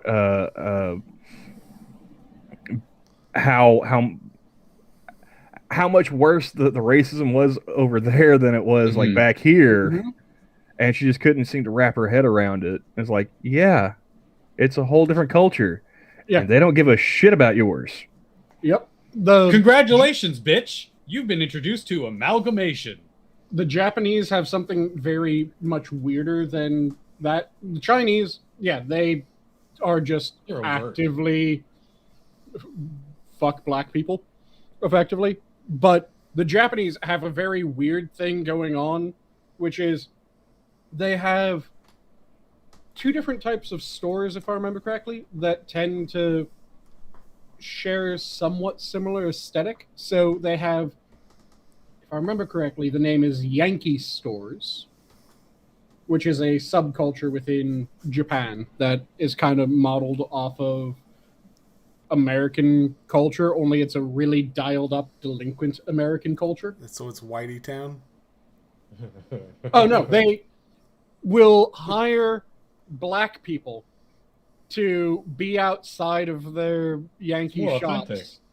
to advertise the Yankee shops. But the thing is that the majority of the black people that they hire aren't like African American. No. They're African. So you'll hear people with very thick African accents trying to do American slang outside of Japanese stores. And they do this for Yankee stores, and then there's another sort which I think is just called American stores, effectively. Slightly off same topic. inside both. I had to call Nana Camel's insurance today about an issue we had that got cleared up, and the lady who ended up answering the call after I was on hold, it was a black lady, and I could tell that because the instead of the SK, it was the X, and I was just so happy. I was so happy to be talking to somebody who spoke English as a first language. Even if it was Ebonics. But it's like, for once I get to talk to somebody that doesn't speak like they got a mouthful of curry, and I appreciate that. Yeah, it's a miracle you haven't called me yet. That's gonna be a weird day. I'm gonna have it's gonna be one of these days. It's gonna catch me off guard, and all of a sudden it's gonna be like, "Yeah, thank you for calling. How can I help you?" It's like, "Yeah, I had a question about my grandma's insurance." Camel? See, I was really hoping that the moment that he picked up your voice, he would immediately put on the thickest accent of whatever sort that he could. Just like, "Hello, yes, my name is Bob. Thank you for calling A&B Insurance. How may I help you?" If that wouldn't get me immediately fired, I would totally do it. Well, the best thing was, like, I think the last time that happened, like, I was just like, all right, dude, because he said his name was John. I was like, no, it's not. What's your real name? Okay, He's like, my name is John. I was like, dude, like, we can't start this relationship on a lie, okay? What's your name? I mean, you just say it once. If I can't pronounce it, I'll go ahead and call you John, but don't lie to me, dude. Yeah. My name is Eric. Where are you from?" "I'm from Chicago." "Oh, really?" Like, I didn't know there was a Chicago in India. Texas. I am from Chicago, Wait, Illinois. How about that lightning hockey team, huh? Oh yes, they're very good.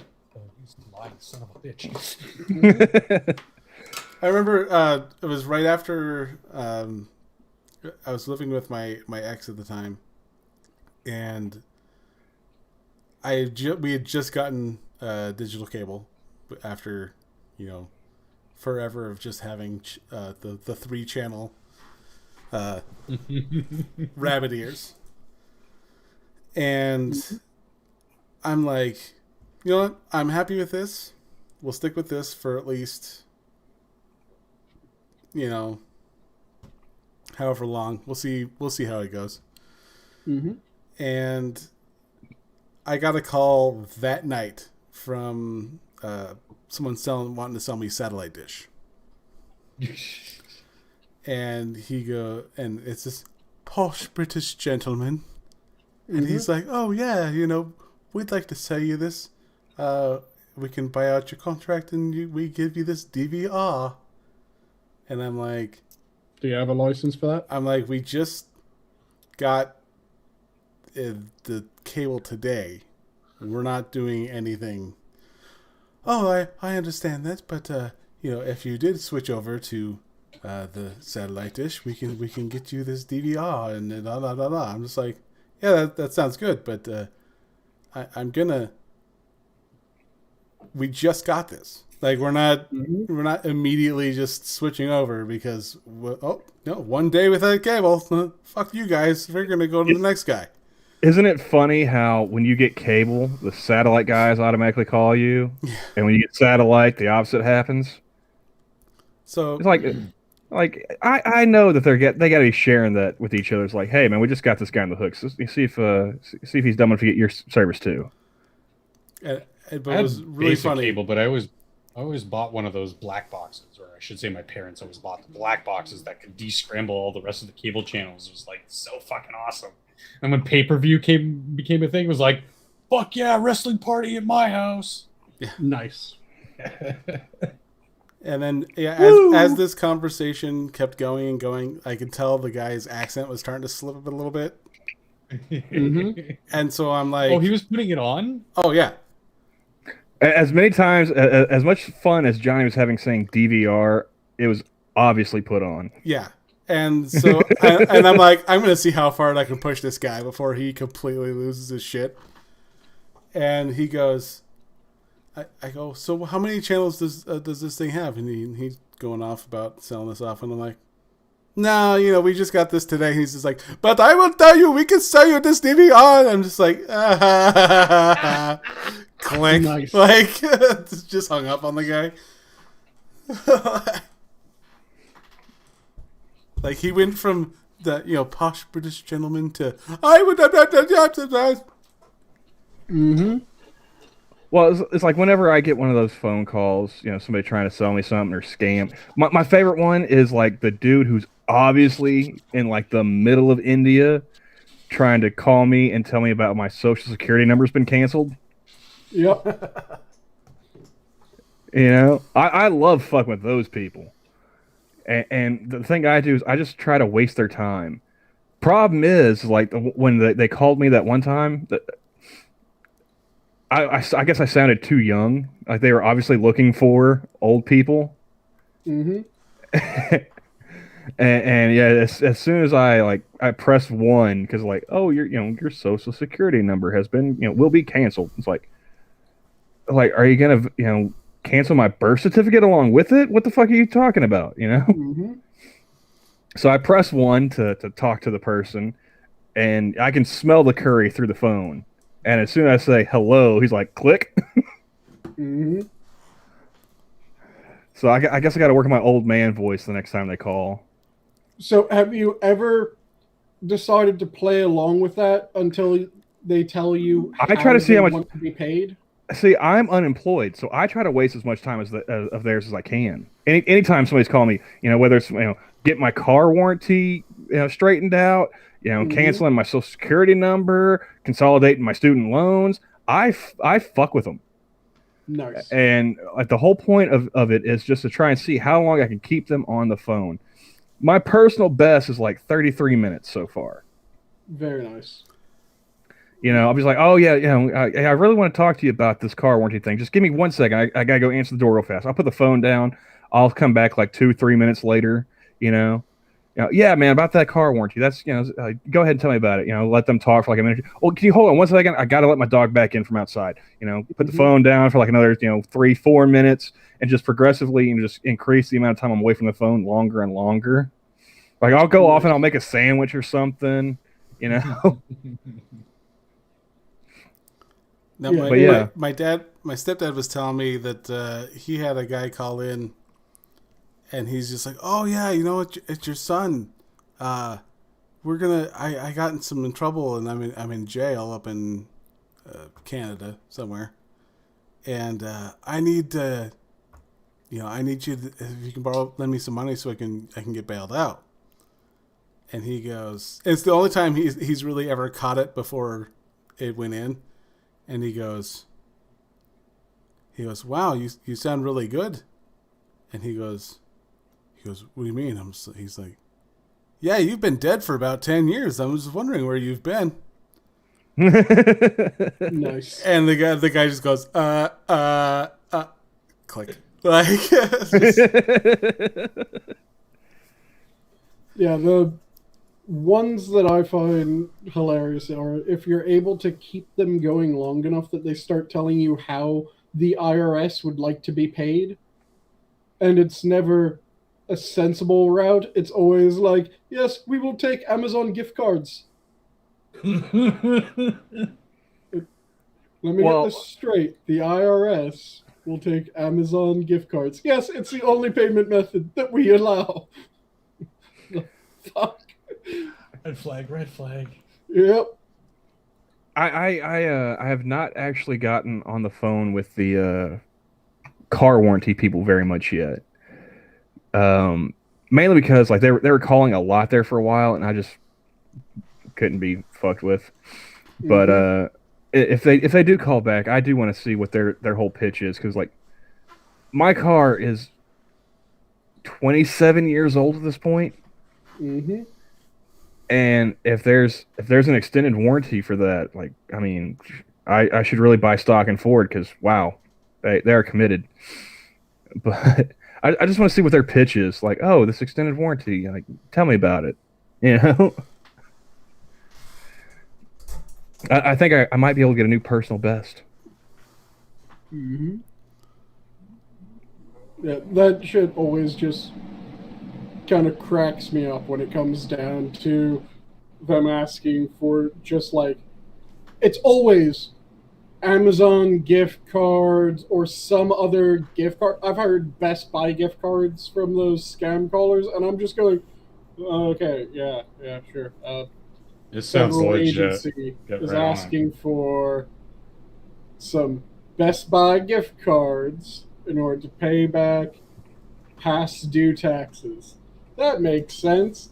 I have absolutely no problem believing this, Rajesh.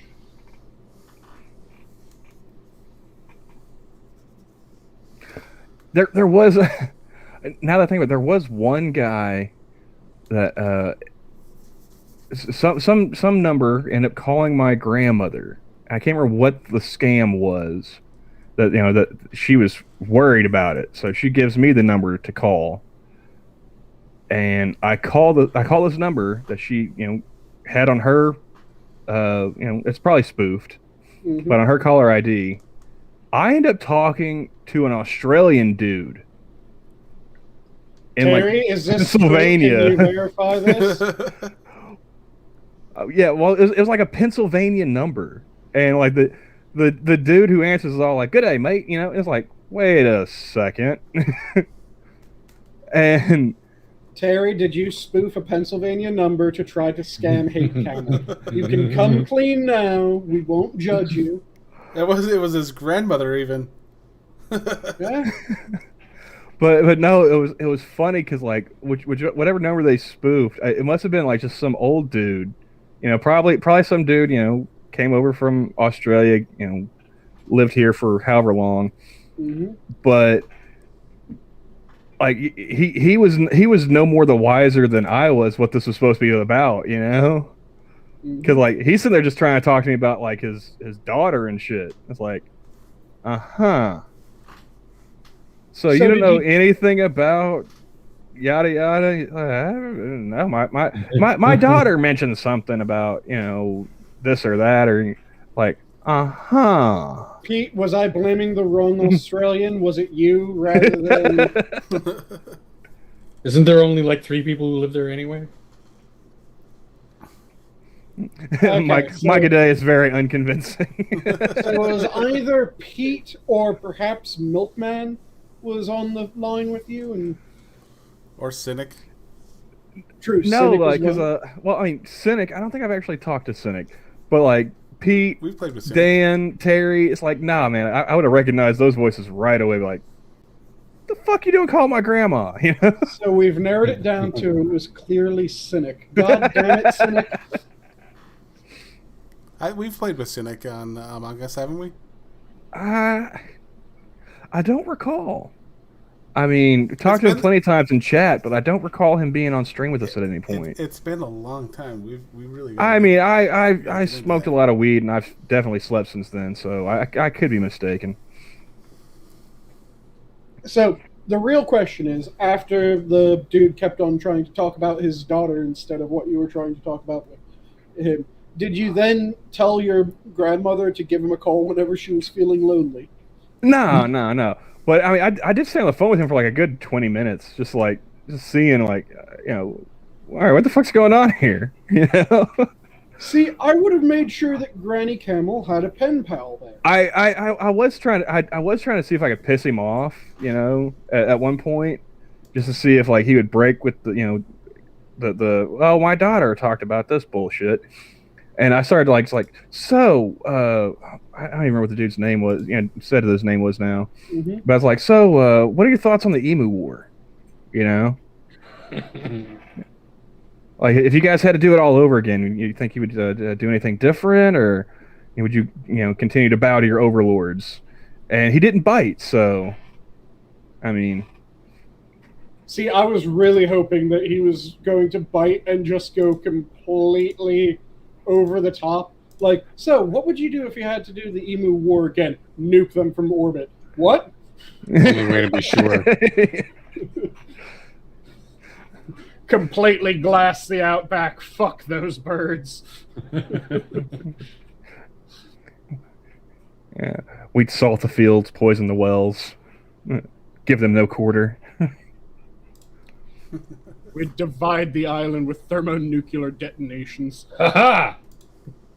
He popped up in chat. And Guilty he's conscience, denying his it ears as were well. burning. Yeah. I told you there's only like 3 people who live in Australia anyway, and they're all here. And according to Cynic, if it was an email scam, then it might have been him. But as it was a phone scam, yeah, he doesn't like talking on phones, so it wasn't him. No, like Nana Camel is pretty well, pretty well understanding. Anything that comes through email is probably bullshit. Those poor Nigerian princes are just trying to get out of prison, goddammit. Tell you what, They're I'll just trying to give you some of their bring you- gold. I'll come bring you a briefcase full of cash, but I gotta meet the Nigerian prince in person and hand it to him. So you give me the money for an airplane ticket. I was really curious where you're going with that for when you first started to mispronounce briefcase, because it kind of sounded like, I'll bring you a brisket. And I'm going, how Jewish is this getting? Boy, chick, you have no idea. I could get very Jewish if you wanted. Bring a brisket, some matzo ball soup, show up, we'll talk the deal. I'll go home with a trunk full of gold. I'm gonna feel really bad if I indicted all of Australia as phone scammers and it turned out to be a Kiwi. Aren't they the same? So what you're saying is it was the internet historian. I have always had a problem distinguishing those two. I mean, you forget about all the different accents in England. Like, they're just close enough that it throws me off. Like, I can't quite pin them down. And the best part was, like, I get some foreigners traveling through my area, from time to time. And I was working a drive-through in high school, and of course, those drive-through microphones, they're shit anyway. Mm-hmm. But I could tell, I was like, that's definitely an accent. I don't know where it's from. Okay, so since we're all like, we all talk normally, we don't talk like some of these freaks. The British, what the fuck is up with those guys? Because, like, sure, they all sound British, but then they all have these, like, different accents on top of their accent, where it's just The like regional. the 30-something different regional fucking accents, and you're just kind of like, what? Well, at least they're not fucking pikeys. I hate pikeys. Again, I say that if you're ever feeling down and you just really need to bust a gut laughing, go on YouTube and look up pikey callouts. That's all you need to do. Look up pikey callouts on YouTube. Click the first couple videos and laugh your ass off at insane Irish gypsies that you can't understand half of the shit that comes out of their fucking mouths, because it is just, oh yeah, you think that you're tough? Come out here, I'll smack you in the fucking gob, I'll stuff you like a goddamn turkey, and then I'll prepare you for your family dinner, and everyone will have a bite of you after the time that I get done with you, you fuck. And you're just going, this is awesome. what the hell? Yeah. For those who don't know, pikey callouts, look them up. It's Irish gypsies, aka pikeys, travelers, however the fuck you want to refer to them. And the way that they settle disputes is bare knuckle boxing. So imagine very heavy Irish accent wrestling promos. Well, no, like they did a thing on the AAA for like a couple of shows where I can't remember if it was Sinatra or Polly, probably Polly, was bringing up the videos of like the British kids like shit talking. Yeah. Oh yeah, that's a good tradition of pikey calls. Yeah, I thought it was funny because like they were having Drunkle do like British to English translations. Yeah. Yep. I was like, dude, you could make a whole series of videos for this. I was like, that's like never ending content. Just you can do it like David Attenborough style, where it's like National Geographic, and you're just translating. You bet like be that lady from Airplane. Mrs. Cleaver. Yeah. With the jive.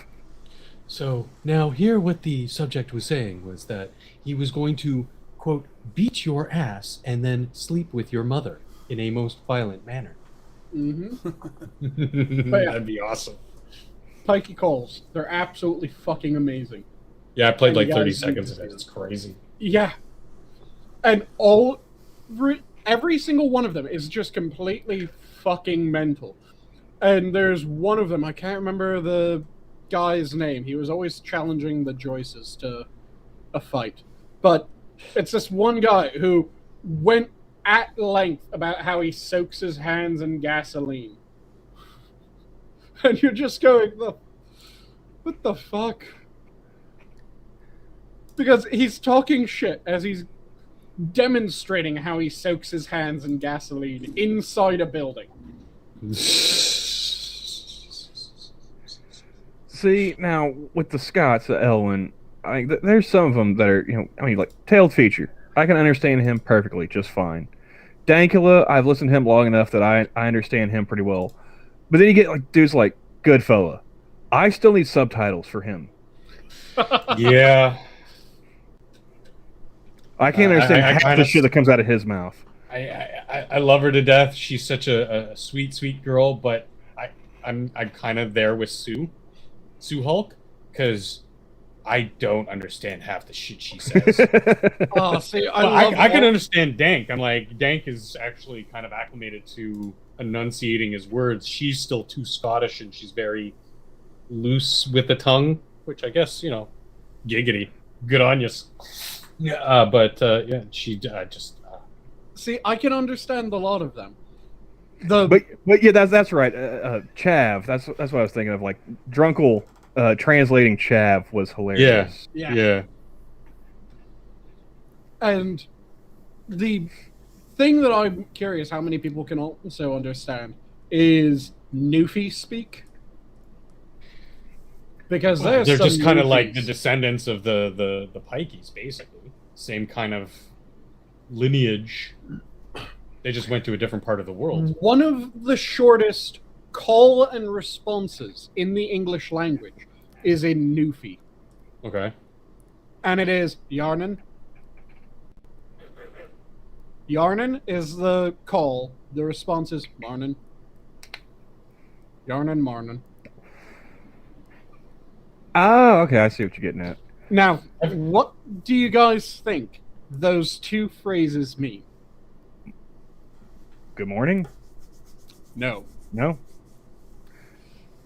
Anyone else care to guess?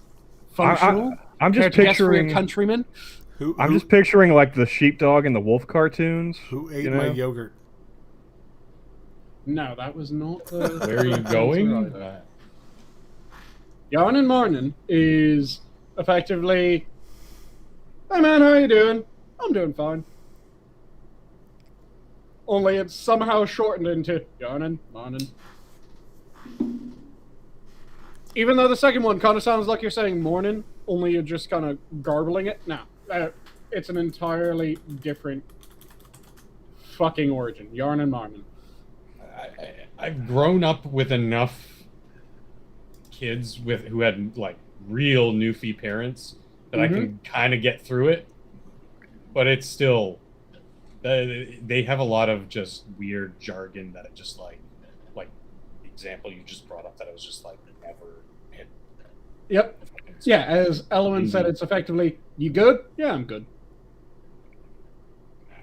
Well, I mean, I don't want to dump on foreigners with their accents too much because, let's face it, there are 3 Americans here tonight, and there are pockets of humanity in our country where you definitely need subtitles, like Louisiana. Boomhauers. Well, I was gonna say, like, do you remember that show, like Swamp People or whatever? Yeah. Mm-hmm.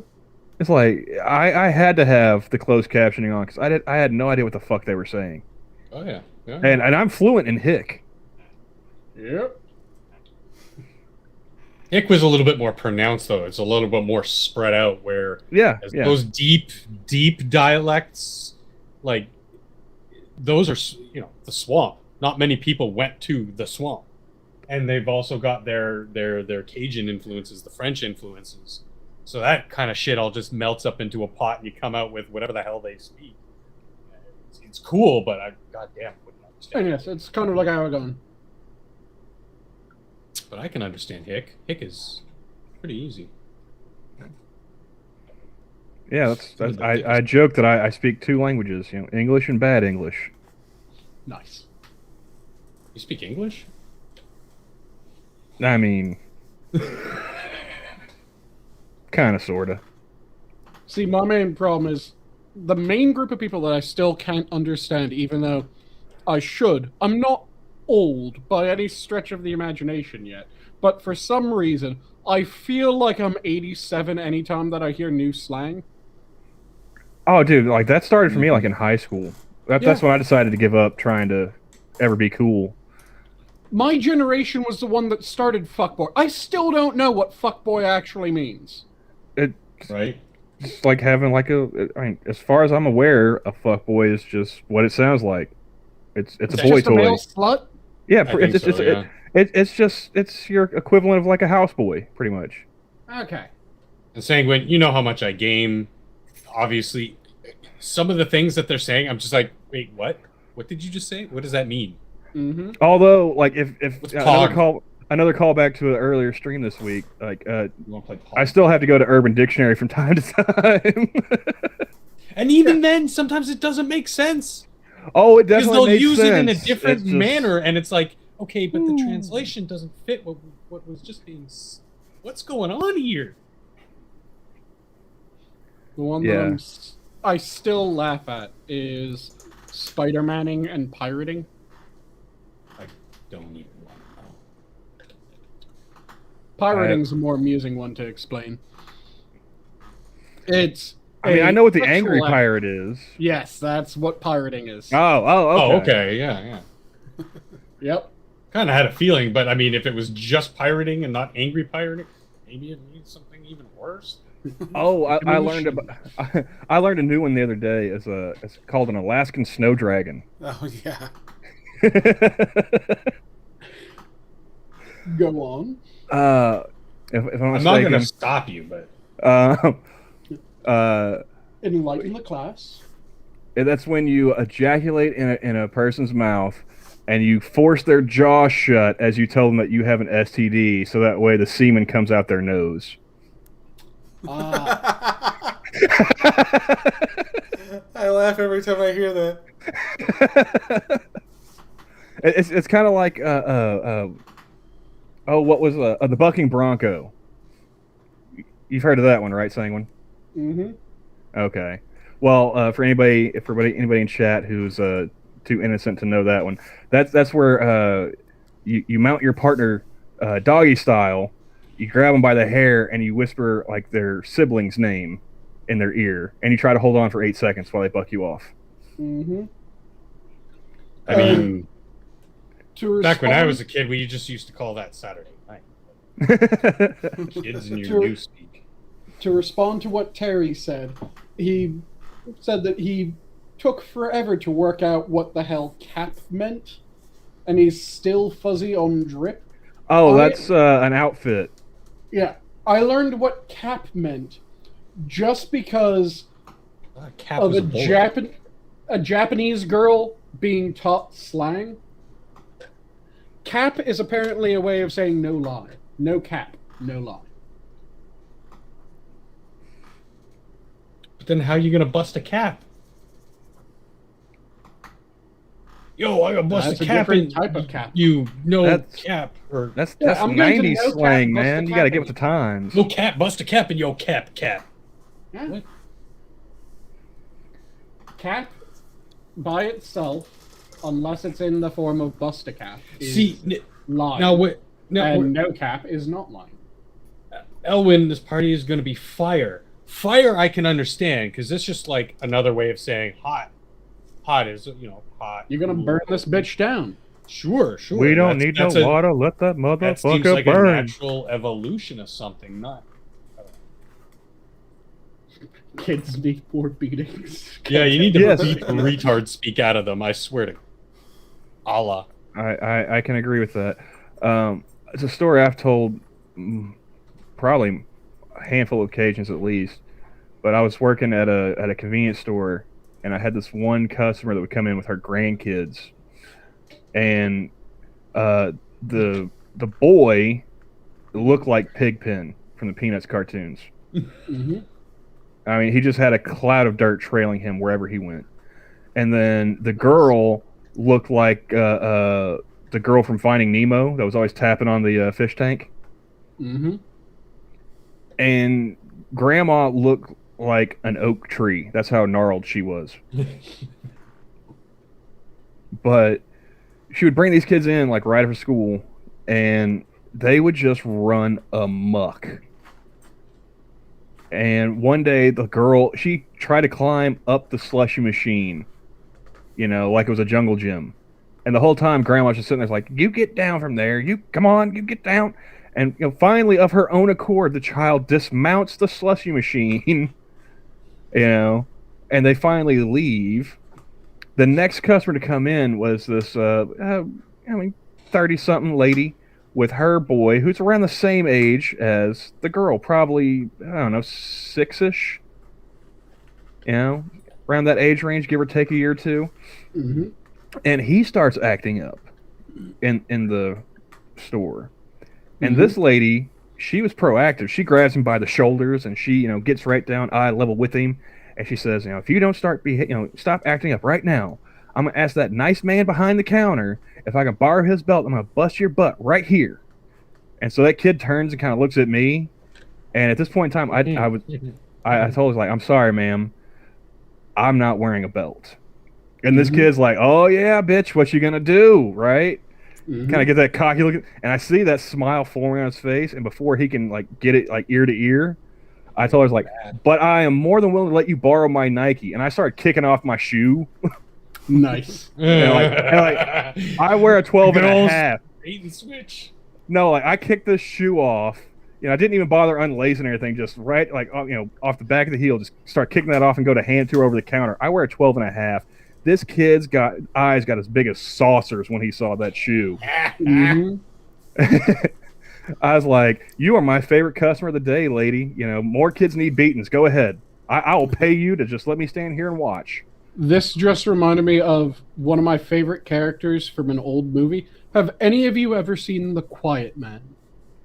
I can't say that I have. I highly recommend it to anyone who hasn't seen it. It is a old school John Wayne, but it is a non-Western John Wayne. Oh, okay. Premise of The Quiet Man is he's a American born and bred prize fighter that suddenly decides he's going to leave boxing for good. And he doesn't want to fight. He doesn't want to deal with any of that shit. He tries to become a complete pacifist. And he decides that he had always been raised hearing about his family's old place back in, I believe it was Innisfree, was where it was located. Back in Innisfree, Ireland. And he decided that since he had retired and he had a good amount of money, he would go and he would live in Innisfree.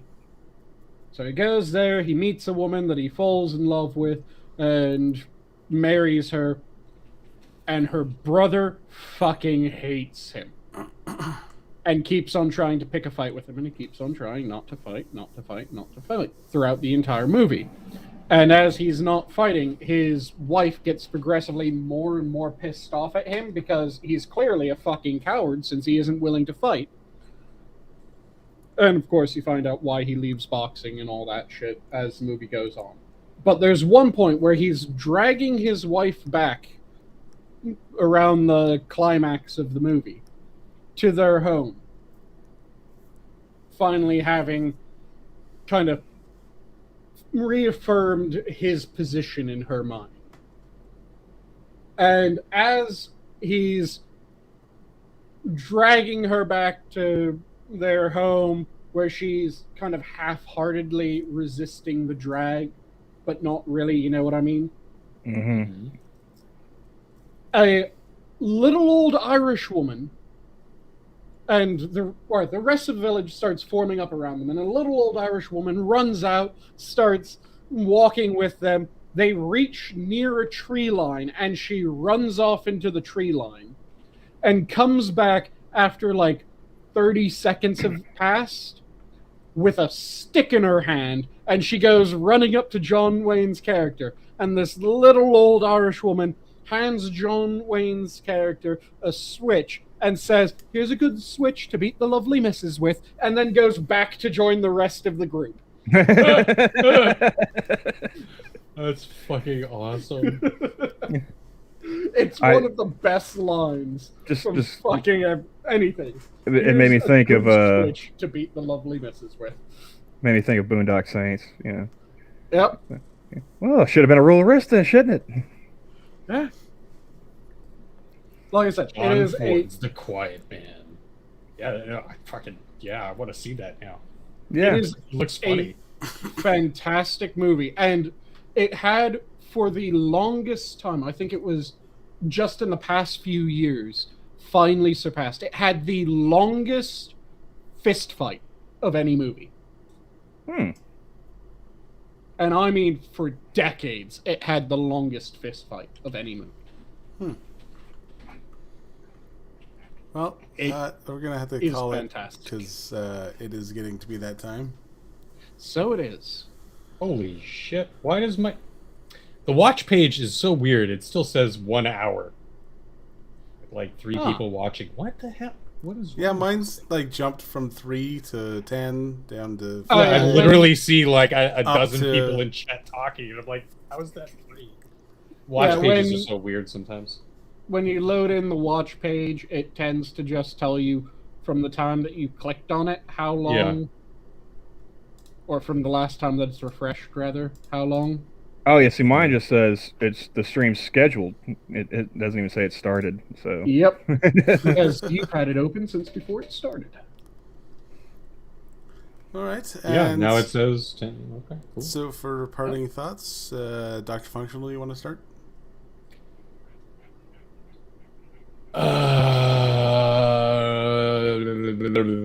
I'd say Camel's dog has already started.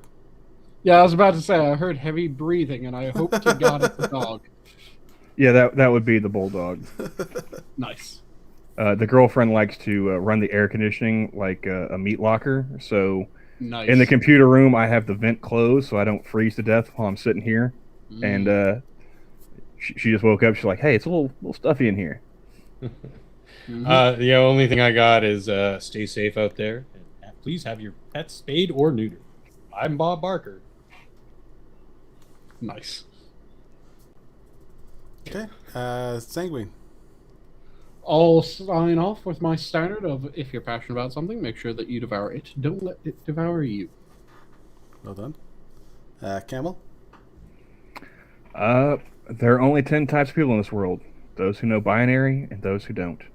Very nice. Let's see. And I'll go with my movie quote of the night. Yes, London. You know. Fish, chips, cup of tea, bad food, worse weather, Mary fucking Poppins. Yes, London. Nice. Do you like that? Oh, Navi. I love Dennis Farina. Like Yeah, he's great in like everything. there are a lot of horrible movies that have good actors, but we can go on that for ages. But to say Well, in that case, I'll pull up IMDb. to say I already did. That's where I got the quote. On that, the zoo's closed. Thanks everyone. Have a good night, all. Bye, everybody. Right, farewell. I'll be the same goodnight. And I actually got Adieu. my quote in this time. Yeah, you Thanks, missed guys. a do. Hey, he cut it off before then, I hope. Nope.